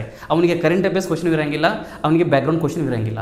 So this is the beauty of interview panel. So ಈ ಥರನೇ ಕ್ವಶನ್ ಕೇಳ್ತಾರೆ. ಆ್ಯಂಡ್ ಅಗೇನ್ ನಮ್ಮದು ಕೂಡ ಒಂದು ಇಂಟರ್ವ್ಯೂ ಪ್ರೋಗ್ರಾಮ್ ಇದೆ IAS ಅಕಾಡೆಮಿಯಲ್ಲಿ. ನಾವು ನಿಮ್ಗೆ ಕರೆಕ್ಟಾಗಿ ಟ್ರೈನ್ ಮಾಡ್ತೀವಿ, ಯಾವ ಥರ ಅಪ್ರೋಚ್ ಮಾಡಬೇಕು, ಯಾವ ಥರ ನಿಮ್ಮ ಸಿಟ್ಟಿಂಗ್ ಇದು ಆಗಲಿ ಅಥವಾ ಎಂಟ್ರೆನ್ಸ್ ಆಗಲಿ, ಅದಕ್ಕೆಲ್ಲದಕ್ಕೂ ಮಾರ್ಕ್ಸ್ ಇರುತ್ತೆ. ನೀವು ಯಾವ ಥರ ಎಂಟ್ರಿ ಕೊಡ್ತೀರಾ ಬೋರ್ಡಿಗೆ, ಯಾವ ಥರ ಕುಂತ್ಕೋತೀರಾ, ಯಾವ ಥರ ಸ್ಮೈಲ್ ಕೊಡ್ತೀರಾ, ಯಾವ ಥರ ನಿಮ್ಮದು ಇವನ್ ಆ್ಯಕ್ಟಿವಿಟೀಸ್, ಅದು ಹ್ಯಾಂಡ್ ಆ್ಯಕ್ಟಿವಿಟೀಸ್ ಆಗಲಿ, ಲಿಪ್ಸ್ ಆ್ಯಕ್ಟಿವಿಟೀಸ್ ಆಗಲಿ, ಪ್ರತಿಯೊಂದಕ್ಕೂ ಮಾರ್ಕ್ಸ್ ಇರ್ತವೆ. So those things will teach in the our interview program. Okay, so this is all about the structure of the exam. ಅದಾದಮೇಲೆ ನೆಕ್ಸ್ಟ್ ಕ್ವಶನ್ನು ಕೆಲವೊಬ್ರು ಕೇಳ್ತಾರೆ, ಸರ್ ಕನ್ನಡ ಮೀಡಿಯಂ ಬರೆದ್ರೆ marks ಹೆಚ್ಚಿಗೆ ಬರುತ್ತಾ ಅಥವಾ ಇಂಗ್ಲೀಷ್ನಲ್ಲಿ ಬರೆದ್ರೆ ಮಾರ್ಕ್ಸ್ ಹೆಚ್ಚಿಗೆ ಬರುತ್ತಾ ಅಂತ. So Kannada medium versus English medium ನೋಡಿ, Kannada medium versus English medium. So ಇವಾಗ ನೋಡಿ ಒಂದು ಹೇಳ್ತೀನಿ, ಈ ಎಕ್ಸಾಮು ಒಂದು ನೆನಪಿಟ್ಕೊಳ್ಳಿ, ಇಲ್ಲಿವರೆಗೆ ಯಾರೇ ಪ್ರೈಮ್ ಮಿನಿಸ್ಟರ್ ಆಗಲಿ, ಪ್ರೆಸಿಡೆಂಟ್ ಆಗಲಿ, MLA ಆಗಲಿ, MP ಮಕ್ಕಳಾಗಲಿ, ಅವ್ರ ಸಕ್ಸಸ್ ರೇಷೋ ತುಂಬ ಕಡಿಮೆ ಇದೆ as compared to the poor people and the sincere aspirants. ಯಾರು ಪ್ರಾಮಾಣಿಕವಾಗಿ ಎಕ್ಸಾಮ್ ತಯಾರಿ ಮಾಡ್ತಾರೆ ಅವ್ರ ರೇಟೇ ಹೆಚ್ಚಿಗಿದೆ as compared to the president and prime minister ಅವ್ರ ಮಕ್ಕಳಾಗಲಿ. ಅವ್ರ ರೇಷೋ ತುಂಬ ಕಡಿಮೆ ಇದೆ. ಯಾಕಂದರೆ ಇಲ್ಲಿ ಯಾವುದೇ ಥರದ್ದು ಲೂಫೋಲ್ಸ್ ಇಲ್ಲ, ಯಾವುದೇ ಥರದ್ದು ಚೀಟಿಂಗ್ ಇಲ್ಲ ಈ ಎಕ್ಸಾಮಲ್ಲಿ. ಹಾಗಾಗಿ ತುಂಬ ಟ್ರಾನ್ಸ್ಪರೆಂಟ್ ಇರೋದ್ರಿಂದ ಇಲ್ಲಿ ನಿಯತ್ತಾಗಿ ಕೆಲಸ ಮಾಡೋರಿಗೆ ತುಂಬ ಬೆಲೆ ಇದೆ. ಅದಕ್ಕೆ ನಾನು ಪ್ರತಿಯೊಂದು ಕ್ಲಾಸ್ಗೆ ಹೇಳ್ತಿರ್ತೀನಿ, ಯಾರಾದರೂ ಆಸ್ಪಿರೆಂಟ್ ಇದ್ದರೆ, ನಾನು ಯೂಸ್ ಮಾಡೋಂಥ ವರ್ಡ್ ಯಾವುದು, aspirant. I am not using the applicant. ನಿಮಗೆ ಗೊತ್ತು applicant just they are general, but I am talking about the aspirant. Those are very sincere. ಅಂಥ ಜನರಿಗೆ ನಾನು ಹೇಳೋಕ್ಕೆ ಇಷ್ಟಪಡ್ತೀನಿ, they should follow 3D. They should follow 3D ಅಂದರೆ 3 views ಅಲ್ಲ, 2D 3 dimensional 2 dimension ಅದು ಅಲ್ಲ ನಾನು ಹೇಳ್ತಿರೋದು. 3D means you should have the destiny, you should have the clear cut destiny, and you should have the determination, you should have the determination, and then you should have the dedication, you should have the dedication. ಈ 3D ನೀವು formula follow ಮಾಡಬೇಕು. Destiny ಅಂದರೆ ನೋಡಿ, ಯಾವುದಾದ್ರೂ ನೀವು ಜೀವನದಲ್ಲಿ ಸಾಧನೆ ಮಾಡಬೇಕಂದ್ರೆ ಒಂದು ಗುರಿ ಇರಬೇಕು, ಅದ್ರ ಹಿಂದೆ ಒಬ್ಬ ಒಳ್ಳೆಯ ಗುರು ಇರಬೇಕು. ಆ ಗುರಿ ಇಲ್ಲಾಂದ್ರೆ ಏನಾಗುತ್ತೆ, ಆ ಗಾಳಿಪಟ ಹಾರ್ತಿರುತ್ತಲ್ಲ, ಇಲ್ಲೇ ನೀವು ಜಸ್ಟ್ ಹಿಂಗೆಲ್ಲ ಇದು ಮಾಡ್ತಿರ್ತೀರ, ಅದು ಯಾವ ಕಡೆ ಗಾಳಿ ಬರ್ತಿರುತ್ತೋ ಆ ಕಡೆ ಹಾರ್ತಿರುತ್ತೆ. ಆ ಥರ ಆಗಬಾರ್ದು ನಿಮ್ಮ ಜೀವನ. ಈ ಒಂದು ಡೈರೆಕ್ಷನ್ ಹೋಗ್ತಾ ಇದ್ದೀರಿ ಅಂದರೆ ಅದಕ್ಕೆ ಕರೆಕ್ಟಾಗಿ ನಿಮಗೆ ಡೆಸ್ಟಿನಿ ಗೊತ್ತಿರಬೇಕು. ಡೆಸ್ಟಿನಿ ಅಂದ್ರೆ ಏನು, ಗುರಿ, ಅಥವಾ ನೀವು ಏನು ಮಾಡ್ಬೇಕಂತೀರ ಅದು ನಿಮ್ಗೆ ಗೊತ್ತಿರಬೇಕು. IAS ಆಗಬೇಕಾ, FD ಸ್ವಲ್ಪ ತಲೆಯಾಗಿ ಬರಬಾರ್ದು, ಪೊಲೀಸ್ ಕಾನ್ಸ್ಟೇಬಲ್ ಸ್ವಲ್ಪ ತಲೆಯಾಗಿ ಬರಬಾರ್ದು, PSI ಸ್ವಲ್ಪ ತಲೆಯಾಗಿ ಬರಬಾರ್ದು. If you are preparing for IAS, it should be IAS. And IAS academy committed to make you as the IAS, not the FDA and SDA officers. Okay, so ನಿಮಗೆ ಗುರಿ ಇರಬೇಕು. And second one, determination means ಒಂದು strong ನಿರ್ಧಾರ ಇರಬೇಕು, ಒಂದು correct ನಿರ್ಣಯ ಇರಬೇಕು, ಛಲ ಇರಬೇಕು. ಆ ಏನು ನಿರ್ಧಾರ ಮಾಡಿರ್ತೀರ ಆ ನಿರ್ಧಾರ ಯಾವುದೇ ಕಾರಣಕ್ಕೂ ಕೂಡ ನೀವು ಚೇಂಜ್ ಮಾಡಬಾರ್ದು. ಇಲ್ಲ ಸರ್ ಮದುವೆ ಆಗಿಬಿಡ್ತು, ಇಲ್ಲ ಸರ್ ಮನೆಯಾಗೆ ಪ್ರೆಷರ್ ಹಾಕ್ತಾ ಇದ್ದಾರೆ, ಇಲ್ಲ ಸರ್ ನಮ್ಮ ಹುಡುಗಿ ಕೈ ಕೊಟ್ಟರು, ಈ ಥರ ಏನೂ ಆಗಬಾರ್ದು. If you are decided, if you are committed, it should be fulfilled. Okay, ಅದು ಏನೇ ಬರಲಿ ನೀವು ಮುನ್ನುಗ್ಗಬೇಕು. ಅದಕ್ಕೆ ಒಂದು ಮುಸ್ಸಂಜೆ ಮಾತಲ್ಲಿ ಸುದೀಪ್ ಅಂತಾನೆ, ಏನಾದರೂ ಆಗಲಿ ಅದು ಏನೋ ಒಂದು ಇದೆಯಲ್ಲ, ಅದು ಮುಂದೆ ಸಾಗುನಿ ಅಂತ, ಅದಕ್ಕೆ ಸಾಕ್ತಾ ಇರಬೇಕಷ್ಟೇ.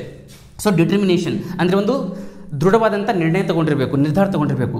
ಬರೀ ನಿರ್ಧಾರ ತೊಗೊಂಡ್ರೆ ಆಗಂಗಿಲ್ಲ, ಅದಕ್ಕೆ ಡೆಡಿಕೇಶನ್ ಹಾಕಬೇಕು, ಎಫರ್ಟ್ ಹಾಕಬೇಕು, ಅದಕ್ಕೆ ಸಮರ್ಪಕವಾಗಿ ನೀವು ಅದಕ್ಕೆ ಸಮರ್ಪಣೆ ಮಾಡ್ಕೋಬೇಕು. ಅಂದರೆ ನೀವು ಇನ್ವಾಲ್ವ್ ಆಗಿರಬೇಕು ಅದರಲ್ಲಿ. So that is a dedication. So ಇವು 3 ಗೊತ್ತಿರಬೇಕು ನಿಮಗೆ, ಡೆಸ್ಟಿನಿ, ಡಿಟರ್ಮಿನೇಷನ್ ಆ್ಯಂಡ್ ಡೆಡಿಕೇಶನ್. ಇವು 3 ಇದ್ದರೆ ಈವನ್ ಆ ಭಗವಂತ ಕೆಳಗಡೆ ಬಂದರೂ ಕೂಡ ನಿಮ್ಮನ್ನು ತಡೆಯೋಕ್ಕಾಗಂಗಿಲ್ಲ. So that is I personally felt. ನನ್ನ ತುಂಬ ಜನ ಫ್ರೆಂಡ್ಸು ಎಕ್ಸಾಮ್ ಕ್ಲಿಯರ್ ಮಾಡಿದ್ದಾರೆ. ಒಬ್ಬಿದ್ದ ದಿವಾಕರ್ TS ಅಂತೇಳಿ ತುಮಕೂರು ಹುಡುಗ, ಅವ್ರ ತಾಯಿ ತಂದೆ ಇವತ್ತಿಲ್ಲ ಮುಂಚೆ ಅವರು ಪಾಸ್ ಆಗೋಕ್ಕಿಂತ ಮುಂಚೆ ಎಲೆ ಇದಾವಲ್ಲ, ಎಲೆ ತಂಬಾಕು ಎಲೆ, ಆ ಎಲೆ ಮಾರಾಟ ಮಾಡ್ತಾಯಿದ್ರು ಮಾರ್ಕೆಟಲ್ಲಿ. ಆ ಎಲೆ ಮಾರಾಟ ಮಾಡೋದ್ರಿಂದ ಹಾರ್ಡ್ಲಿ ಎಷ್ಟು ಅವರು ಅರ್ನಿಂಗು 300 to 500 rupees ಅಷ್ಟೇ ಅರ್ನ್ ಮಾಡ್ತಾಯಿದ್ರು ಒಂದು ದಿವಸಿಗೆ, ಅದು ಫುಲ್ ಬಿಸಿಲಲ್ಲಿ ಕುಂತ್ಕೊಂಡು. ಅಂಥವ್ರು ಒಬ್ಬ ಮಗ ದಿವಾಕರ್ TS ಅಂತೇಳಿ, ನೀವು ಗೂಗಲಲ್ಲಿ ಸರ್ಚ್ ಮಾಡ್ಬೋದು Diwakar TS. He clear the exam with 600 rank and now he is IAS because of his category. So category ಮೇಲೆ ಅದು ಡಿಫ್ರೆಂಟ್ ಥಿಂಗ್, ಕ್ಯಾಟಗರಿ ಅದು ರಿಸರ್ವೇಷನ್ ಅದು ತಲೆ ಕೆಡಿಸ್ಕೋಬೇಡಿ, ಬಟ್ ಕಷ್ಟಪಟ್ಟು ಆಗಿದ್ದಾನಲ್ಲ ಅದು most important. And right now he is IAS in ಜಾರ್ಖಂಡಲ್ಲಿ IAS ಆಫೀಸರ್ ಇದ್ದಾರೆ. And he prepared with me, ನಾವಿಬ್ಬರು ಕೂಡ ಪ್ರಿಪ್ರೇಷನ್ ಮಾಡಿದ್ರು ಡೆಲ್ಲಿಯಲ್ಲಿ. ಬಟ್ ಆ ರೂಟಿಗೆ ಅವ್ರು ಹೋದರು, ನಾನು ಈ ರೂಟಿಗೆ ಬಂದುಬಿಟ್ಟೆ ಅಷ್ಟೇ. ರೂಟ್ ಚೇಂಜ್ ಆಯಿತು, ಗುರಿ ಚೇಂಜ್ ಬಟ್ ನಾನು ಇನ್ನೂ ಗುರಿ ಚೇಂಜ್ ಆಗಿಲ್ಲ, ನಂದು ಇನ್ನೂ ಗುರಿ ಇದೆ. ನೀವು ಮಾಡಿ ಡೆಫಿನೆಟ್ಲಿ ನಾವು ಕೂಡ ಎಲ್ಲರೂ ಮಸೂರಿಗೆ ಹೋಗೋಣಂತೆ, ಮತ್ತೆ ಮಸೂರಿಯಲ್ಲಿ ಮಜಾ ಮಸ್ತಿ ಮಾಡೋಣಂತೆ. Okay, so LBSNAA should be your target. ಇಲ್ಲಿ ಗುರಿ ಯಾವುದಿರಬೇಕು? ಲವಾಸ್ನ, ಮಸೂರಿ. ಓಕೆ, ಸೊ ಅದೇ ರೀತಿ ನೀವು ಕಷ್ಟಪಟ್ಟರೆ ಕಷ್ಟ ಯಾವ ಥರ ಇರಬೇಕು? ಇಟ್ ಶುಡ್ ಬಿ ಸಿನ್ಸಿಯರ್ ಕಷ್ಟ ಇರಬೇಕು. ಸುಮ್ಕೆ ನಾನು ಮಾಡ್ತಾ ಇದ್ದೀನಿ ಅಂತಲ್ಲ, ಸಿನ್ಸಿಯರಾಗಿ ಪ್ರಾಮಾಣಿಕವಾಗಿ ನೀವು ದುಡಿಬೇಕು. ಅದಕ್ಕಿಂತ ಮುಂಚೆ you should have the patience. ಒಂದು ಅಟೆಂಪ್ಟಲ್ಲಿ ಪ್ರಿಲಿಮ್ಸ್ ಆಗಲಿಲ್ಲ, ಅಯ್ಯೋ ಏನು ಮಾಡಲಿ ಅಂತ ನೈಟ್ ಔಟ್ ಫುಲ್ಲಾಗಿ ಮಕ್ಕೋಬಾರ್ದು. ಓಕೆ, ಸೊ ಇಲ್ಲಿ ಪೇಷನ್ಸ್ ಇರಬೇಕು. You should have the patience and patience sincere work ಇತ್ತಂದರೆ, ಸಿನ್ಸಿಯರ್ ಎಫರ್ಟ್ ಇತ್ತಂದರೆ nobody can stop you, nobody can prevent you. ಯಾರು ಕೂಡ ನಿಮಗೆ ಪ್ರಿವೆಂಟ್ ಮಾಡೋಕ್ಕೆ ಸಾಧ್ಯ ಇಲ್ಲ. So this is about your this thing, like how to prepare and ಯಾವ ಥರ ಮುಂದೆ ಹೋಗ್ಬೇಕು ಅನ್ನೋದು. ಈಗ ನಿಮಗೆ ಹೇಳ್ತಿರೋದು ನಾನು ಕನ್ನಡ ಮೀಡಿಯಮ್ ಮತ್ತು ಇಂಗ್ಲೀಷ್ ಮೀಡಿಯಮ್ದಲ್ಲಿ ಏನು ಡಿಫ್ರೆನ್ಸ್ ಅಂತ. ಸೊ ಅದರಲ್ಲಿ ಕನ್ನಡವೇ ಆಗಲಿ ಇಂಗ್ಲೀಷೇ ಆಗಲಿ, ಅಲ್ಲಿ ಪೇಪರ್ ಚೆಕ್ ಮಾಡೋರು ಮಾತ್ರ ಯಾರು ಇರ್ತಾರೆ? ತುಂಬ ಹೈಲಿ ಮ್ಯಾಚೂರ್ಡ್ ಪರ್ಸನ್ ಇರ್ತಾರೆ.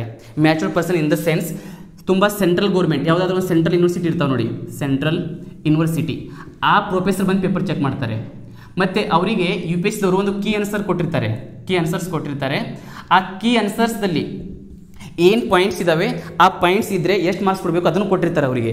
ಈಗ ಫಾರ್ ಎಕ್ಸಾಂಪಲ್ ಒಂದು ಆನ್ಸರ್ ಇದೆ ಅಂತ ತಿಳ್ಕೊಳ್ಳಿ. ಫಾರ್ ಎಕ್ಸಾಂಪಲ್ ಈ ಕ್ವಶನ್ ನಂಬರ್ 1, ಈ ಕ್ವಶನ್ ನಂಬರ್ 1ನಲ್ಲಿ ಈ 8 ಪಾಯಿಂಟ್ಸ್ ಇರಬೇಕಾಗಿತ್ತು. ಈ 8 ಪಾಯಿಂಟ್ಸ್ ಇದ್ದರೆ ಅವರಿಗೆ 80% ಮಾರ್ಕ್ಸ್ ಕೊಡಿ. ಅದರಲ್ಲಿ 6 ಪಾಯಿಂಟ್ಸ್ ಇದ್ದರೆ 60% ಮಾರ್ಕ್ಸ್ ಕೊಡಿ, ಅಥವಾ 4 ಪಾಯಿಂಟ್ಸ್ ಅಷ್ಟೇ ಇದ್ದರೆ 50% ಮಾರ್ಕ್ಸ್ ಕೊಡಿ ಅಂತ ಅವರಿಗೆ ಆಲ್ರೆಡಿ ಇನ್ಸ್ಟ್ರಕ್ಷನ್ ಇರುತ್ತೆ ಪೇಪರ್ ಚೆಕ್ ಮಾಡೋರಿಗೆ. ನೀವು ಇಂಗ್ಲೀಷ್ರೇ ಬರೀರಿ, ತೆಲುಗುರೇ ಬರೀರಿ, ಕನ್ನಡ ಏನಾದರೂ ಬರೀರಿ. ಸೊ ಈ ಇನ್ಸ್ಟ್ರಕ್ಷನ್ ಅಲ್ಲದೆ ಸೇಮ್ ಇರುತ್ತೆ. ಮತ್ತು ಇಂಟ್ರೊಡಕ್ಷನಿಗೆ ಇಷ್ಟು ಮಾರ್ಕ್ಸ್ ಅಂತಿರುತ್ತೆ, ಕನ್ಕ್ಲೂಷನ್ಗೆ ಇಷ್ಟು ಮಾರ್ಕ್ಸ್ ಅಂತಿರುತ್ತೆ, ಬಾಡಿ ಸ್ಟ್ರಕ್ಚರ್ ಅದು ಮೇನ್ ಕಂಟೆಂಟ್ ಇರುತ್ತಲ್ಲ ಅದಕ್ಕೆ ಇಷ್ಟು ಮಾರ್ಕ್ಸ್ ಅಂತಿರುತ್ತೆ, ಗ್ರಾಮೆಟಿಕಲ್ ಎರರ್ಸ್ ಅದಕ್ಕೊಂದು ಮಾರ್ಕ್ಸ್ ಇರುತ್ತೆ, ಕಂಟಿನ್ಯೂಟಿ ಅದಕ್ಕೂ ಇಷ್ಟು ಮಾರ್ಕ್ಸ್ ಇರುತ್ತೆ. ಓಕೆ, ಈ ಥರ ಒಂದು ಆನ್ಸರು ತುಂಬ ಡಿಫ್ರೆಂಟ್ ಸೆಗ್ಮೆಂಟಲ್ಲಿ ಅದನ್ನು ಡಿವೈಡ್ ಮಾಡಿರ್ತಾರೆ. ಮತ್ತು ಇನ್ನೊಂದು ಪ್ರಿಲಿಮ್ಸ್ ನೀವು ಪಾಸ್ ಮಾಡಬಹುದು, ಯಾಕಂದರೆ ಆ ಮಾರ್ಕ್ಸು ಕೌಂಟ್ ಆಗಂಗಿಲ್ಲ ಫೈನಲಲ್ಲಿ, ಬಟ್ ಮೇನ್ಸ್ ಮಾರ್ಕ್ಸು ಕೌಂಟ್ ಆಗುತ್ತೆ. ಹಾಗಾಗಿ mains is very very important. ಅದಕ್ಕಾಗಿ ನಮ್ಮದು ಮೇನ್ ಫೋಕಸ್ಸು IAS ಅಕಾಡೆಮಿದ ಮೇನ್ ಫೋಕಸ್ಸು ಎಲ್ಲಿರುತ್ತೆ? ಆನ್ಸರ್ ರೈಟಿಂಗ್ ಮೇಲೆ. ಸೊ ಯಾಕಂದರೆ ನೋಡಿ, ನನ್ನ ಫ್ರೆಂಡ್ ಇದ್ದಾನೆ ವಿಶಾಲ್ ಅಂತ ಹೇಳಿ, ಹೀಸ್ ಇನ್ ಡೆಲ್ಲಿ. ಸೊ ಅವನು ಡೆಲ್ಲಿ ಯೂನಿವರ್ಸಿಟಿ, ನಿಮಗೆ ಗೊತ್ತು ಡೆಲ್ಲಿ ಯೂನಿವರ್ಸಿಟಿ ಅಂತ ತುಂಬ ಹೈಲಿ ಕ್ವಾಲಿಫೈಡ್ ಇನ್ಸ್ಟಿಟ್ಯೂಟ್ ಅದು. ಸೊ ಅಲ್ಲಿ ಇವರು ಡಿಗ್ರಿ ಮುಗಿಸಿದ್ದಾರೆ ವಿಶಾಲ್ ಅಂತೇಳಿ. UPSC 4 ಅಟೆಂಪ್ಟ್ ಕೊಟ್ಟಿದ್ದಾರೆ, 4 ಅಟೆಂಪ್ಟಲ್ಲಿ ಪ್ರಿಲಿಮ್ಸ್ ಪಾಸ್ ಮಾಡಿದ್ದಾರೆ. In all 4 attempts he cleared the prelims. ಆದರೆ ಒಂದು ವರ್ಷನೂ ಪಾಪ ಅವರಿಗೆ ಇಂಟರ್ವ್ಯೂ ಕಾಲ್ ಬರ್ತಾ ಇಲ್ಲ. ಮತ್ತು ಇನ್ನೊಂದು, ಅವ್ರು ಯಾರು ರೇಂಜಿಗೆ ಓದಿದ್ದಾರೆ ಅಂದರೆ, ನೀವು NCERT 11th fundamental geography NCERT 11 page number 45 ಏನಂತ ಕೇಳಿದ್ರು ಎಲ್ಲ ಹೇಳ್ಬಿಡ್ತಾನೆ. NCERT ಫಾರ್ ಎಕ್ಸಾಂಪಲ್ ಈಗ 8th class NCERT resources and development page number 88 ಏನು ಹೇಳಂದ್ರೆ ಎಲ್ಲ ಹೇಳ್ಬಿಡ್ತಾನೆ. ಆ ರೇಂಜಿಗೆ ಓದಿದ್ದಾನೆ. ಅದು ತೊಗೊಂಡು ಏನು ಮಾಡೋದು? ಎಲ್ಲ ಕಂಟೆಂಟ್ ಇದೆ, ಆದರೆ ಆನ್ಸರ್ ಬರೋದೇ ಗೊತ್ತಿಲ್ಲ ಅವನಿಗೆ. That answer writing part he doesn't know, and that's why he is not clearing his mains. ನಿಮ್ಮ ಕಡೆ ಕಂಟೆಂಟ್ ಇದೆ ಅಂದರೆ ಅದು ಯೂಸ್ ಇಲ್ಲ. You should know how to present that content. ಇರುವಂಥ ಕಂಟೆಂಟ್ನ ಯಾವ ರೀತಿಯಾಗಿ ಅದನ್ನು ಯೂಸ್ ಮಾಡಬೇಕು ಅದು ಮೋಸ್ಟ್ ಇಂಪಾರ್ಟೆಂಟ್. ಅದ್ರ ಮೇಲೆ ನಾವು ಫೋಕಸ್ ಮಾಡ್ತೀವಿ. ಸೊ ಕ್ಲಾಸ್ ರೂಮಲ್ಲಿ ನಾನು ನಿನ್ನೆ ಹೇಳಿದ್ದೀನಿ. ಸೊ ನಿಮ್ಗೆ ಗೊತ್ತಿಲ್ಲ ಅಂದರೆ ಇದ್ರ ಬಗ್ಗೆ ನಾನು ಇನ್ನೊಂದು ವೀಡಿಯೋ ಮಾಡಿದ್ದೀನಿ ಆಲ್ರೆಡಿ ನಿನ್ನೆ ವೀಡಿಯೋಲಿ. That is orientation 1. This is the second orientation. ಆ ಫಸ್ಟ್ ಓರಿಯಂಟೇಷನ್ ನಾನು ಕೊಟ್ಟಿರ್ತೀನಿ ನಿಮಗೆ. ಸೊ ಯಾರು ನಮಗೆ ಸಬ್ಸ್ಕ್ರೈಬ್ ಮಾಡಿದ್ದೀರಾ ಅಥವಾ ಯಾರು ಅಡ್ಮಿಷನ್ ತೊಗೊಂಡಿದ್ದೀರಾ, ನಾವು ಪರ್ಸ್ನಲಿ ಆ ವೀಡಿಯೋನ ಕಳಿಸ್ತೀವಿ. ಆ ವೀಡಿಯೋ ನೋಡ್ಕೊಳ್ಳಿ ನೀವು, ಯಾವ ಥರ ಆನ್ಸರ್ ಬರೆಯೋದು ಏನು ಅಂತ ನಾನು ಅದರಲ್ಲಿ ಡಿಸ್ಕಸ್ ಮಾಡಿದ್ದೀನಿ. ಮತ್ತು ರಿಮೈನಿಂಗ್ ಆನ್ಸರ್ ರೈಟಿಂಗ್ ಬಗ್ಗೆ ನಾನು ಕ್ಲಾಸ್ ರೂಮಲ್ಲಿ ನಾನು ಜಾಗ್ರಫಿ ಸ್ಟಾರ್ಟ್ ಮಾಡುವಾಗ 10ನೇ ತಾರೀಕಿಗೆ ನಾನು ಸ್ಟಾರ್ಟ್ ಮಾಡ್ತೀನಿಲ್ಲ ಜಾಗ್ರಫಿ. ಆ ಕ್ಲಾಸಲ್ಲಿ ಮತ್ತೆ ಹೇಳ್ತೀನಿ ನಾನು ಯಾವ ಥರ ಆನ್ಸರ್ ಬರೀಬೇಕು, ಯಾವ ಥರ ಅಂದರೆ ಅಂದರೆ ಎವರೇಜ್ ಮಾರ್ಕ್ಸ್ ಯಾವಾಗ ಬರುತ್ತೆ, ಮೀಡಿಯಮ್ ಮಾರ್ಕ್ಸ್ ಯಾವಾಗ ಬರುತ್ತೆ, ಎಕ್ಸಲೆಂಟ್ ಮಾರ್ಕ್ಸ್ ಯಾವಾಗ ಬರುತ್ತೆ, ಅದು ಎಲ್ಲ ಸ್ಟ್ರಕ್ಚರು ನಾನು ಫಸ್ಟ್ ಕ್ಲಾಸಲ್ಲಿ ಡಿಸ್ಕಸ್ ಮಾಡ್ತೀನಿ ನಾನು. Okay, so this is about. And Kannada ಅದೇ ಹೇಳ್ತೀನಲ್ಲ, ಈ ಕನ್ನಡ ಮೀಡಿಯಮ್ ಆದರೂ ತೊಗೊಳ್ಳಿ, ಯಾವುದಾದ್ರೂ ತೊಗೊಳ್ಳಿ, ಮಾರ್ಕ್ಸ್ ಮಾತ್ರ ಸೇಮ್ ಸಿಗುತ್ತೆ. ಇಲ್ಲಿ ಕನ್ನಡ ಮೀಡಿಯಮ್ ಅಂತೇಳಿ ಈಗ ಇನ್ನೊಂದು ಏನು ಬೆನಿಫಿಟ್ ಅಂದರೆ, ನೀವು ಕನ್ನಡದಲ್ಲಿ ಬರೆದ್ರೆ ಎಕ್ಸಾಮು, ಕನ್ನಡದಲ್ಲಿ ಬರೆದ್ರೆ ಪೇಪರ್ ಚೆಕ್ ಮಾಡೋರು ಕರ್ನಾಟಕದಿಂದಷ್ಟೇ ಹೋಗ್ತಾರೆ. ಅವ್ರು ತಮಿಳ್ನಾಡದವ್ರು ಪೇಪರ್ ಚೆಕ್ ಮಾಡೋಕ್ಕೆ ಬರೋಂಗಿಲ್ಲ, ಯು ಪಿದವರಿಗೂ ಚೆಕ್ ಮಾಡೋಕ್ಕೆ ಬರೋಂಗಿಲ್ಲ. ಹಾಗಾಗಿ ಕರ್ನಾಟಕದವ್ರಿಗೆ ಹೋಗಬೇಕಾಗತ್ತೆ. ಏನೋ ಒಂದು ಕಡೆ ನಮ್ಮ ಕನ್ನಡಿಗರು ಅಂತೇಳಿ ಒಂದು 5% ಇರ್ಬೋದು, ಬಟ್ 95% ದೇ ಆರ್ ನ್ಯೂಟ್ರಲ್. ಯಾಕಂದರೆ ಅವ್ರ ಮೇಲೆ ಒಂದು ದೊಡ್ಡ ಏನೋ ಒಂದು ನಂಬಿಕೆ ಇಟ್ಟವ್ರು ಕರೆಸಿರ್ತಾರೆ, ಆ ನಂಬಿಕೆಗೆ ಅವರು ಎಂದೂ ಚ್ಯುತಿ ತರಂಗಿಲ್ಲ. ಮತ್ತು ಇನ್ನೊಂದು 5% ಇದ್ದೇ ಇರುತ್ತೆ ನೋಡಿ. ಇನ್ನೊಂದು, ಒಬ್ಬ ತಾಯಿ ತಂದೆಗೆ 8 ಜನ ಮಕ್ಕಳಿದ್ರೆ ಚಿಕ್ಕ ಮಗುವಿನ ಮೇಲೆ ಸ್ವಲ್ಪ ಪ್ರೀತಿ ಇದ್ದೇ ಇರುತ್ತೆ. ಎಲ್ಲ ಅವರೇ ಮಕ್ಕಳು, ಎಲ್ಲ ಅವರೇ ಹುಟ್ಟಿಸಿದ್ದಾರೆ, ಆದರೂ ಕೂಡ ಚಿಕ್ಕ ಮಗುವಿನ ಮೇಲೆ ಪ್ರೀತಿ ಇದ್ದೇ ಇರುತ್ತೆ. ಅದೇ ಥರ ತಮ್ಮ ಸ್ಟೇಟ್ದಿಂದ ಅನ್ನೋರು ಕನ್ನಡಿಗರು ಅನ್ನೋದು ಒಂದು ಸ್ವಲ್ಪ ಸಾಫ್ಟ್ ಕಾರ್ನರ್ ಇದ್ದೇ ಇರುತ್ತೆ. ಹಾಗಾಗಿ ಅದು ನಿಮಗೆ ಒಂದು 0.2 or 0.4 ಮಾರ್ಕ್ಸ್ ಹೆಚ್ಚಿಗೆ ಆಗ್ಬೋದು ಅಷ್ಟೇ. ಆದರೆ ನಿಮಗೆ ಮತ್ತೆ ಲೈಕ್ ಹಿಂದಿದವರಿಗೆ 4 ಮಾರ್ಕ್ಸ್ ಸಿಕ್ಕಲ್ಲಿ, ಕರ್ನಾಟಕದವ್ರಿಗೆ 8 ಮಾರ್ಕ್ಸ್ ಅಂದ್ರೆ ಯಾವುದೇ ಕಾರಣ ಕೊಡೋಂಗಿಲ್ಲ.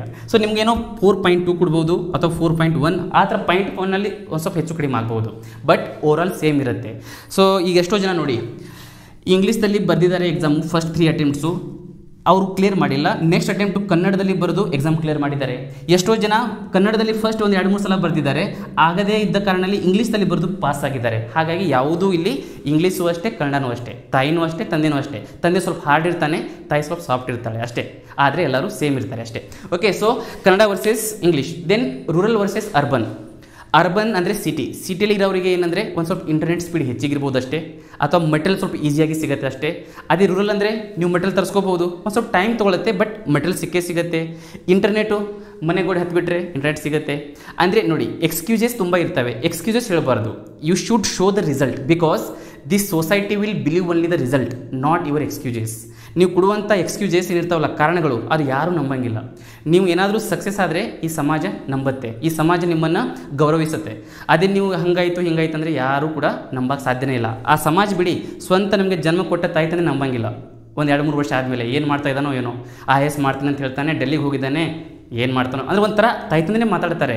ಹಾಗಾಗಿ ಸಮಾಜ ಮಾತಾಡೋದು ಸ್ವಾಭಾವಿಕ. ಹಾಗಾಗಿ ತಲೆ ಕೊಡಬೇಡಿ, ಆದಷ್ಟು ಸಿನ್ಸಿಯರ್ ಆಗಿ ಪ್ರಾಮಾಣಿಕವಾಗಿ ಏನೇ ತೊಂದರೆ ಬಂದರೂ ಮುನ್ನುಗ್ಗಿ IAS ಆಗಿ ಡೆಫಿನೆಟ್ಲಿ ಆಗ್ತೀರಾ, ಆ ನಂಬಿಕೆ ನನಗಿದೆ.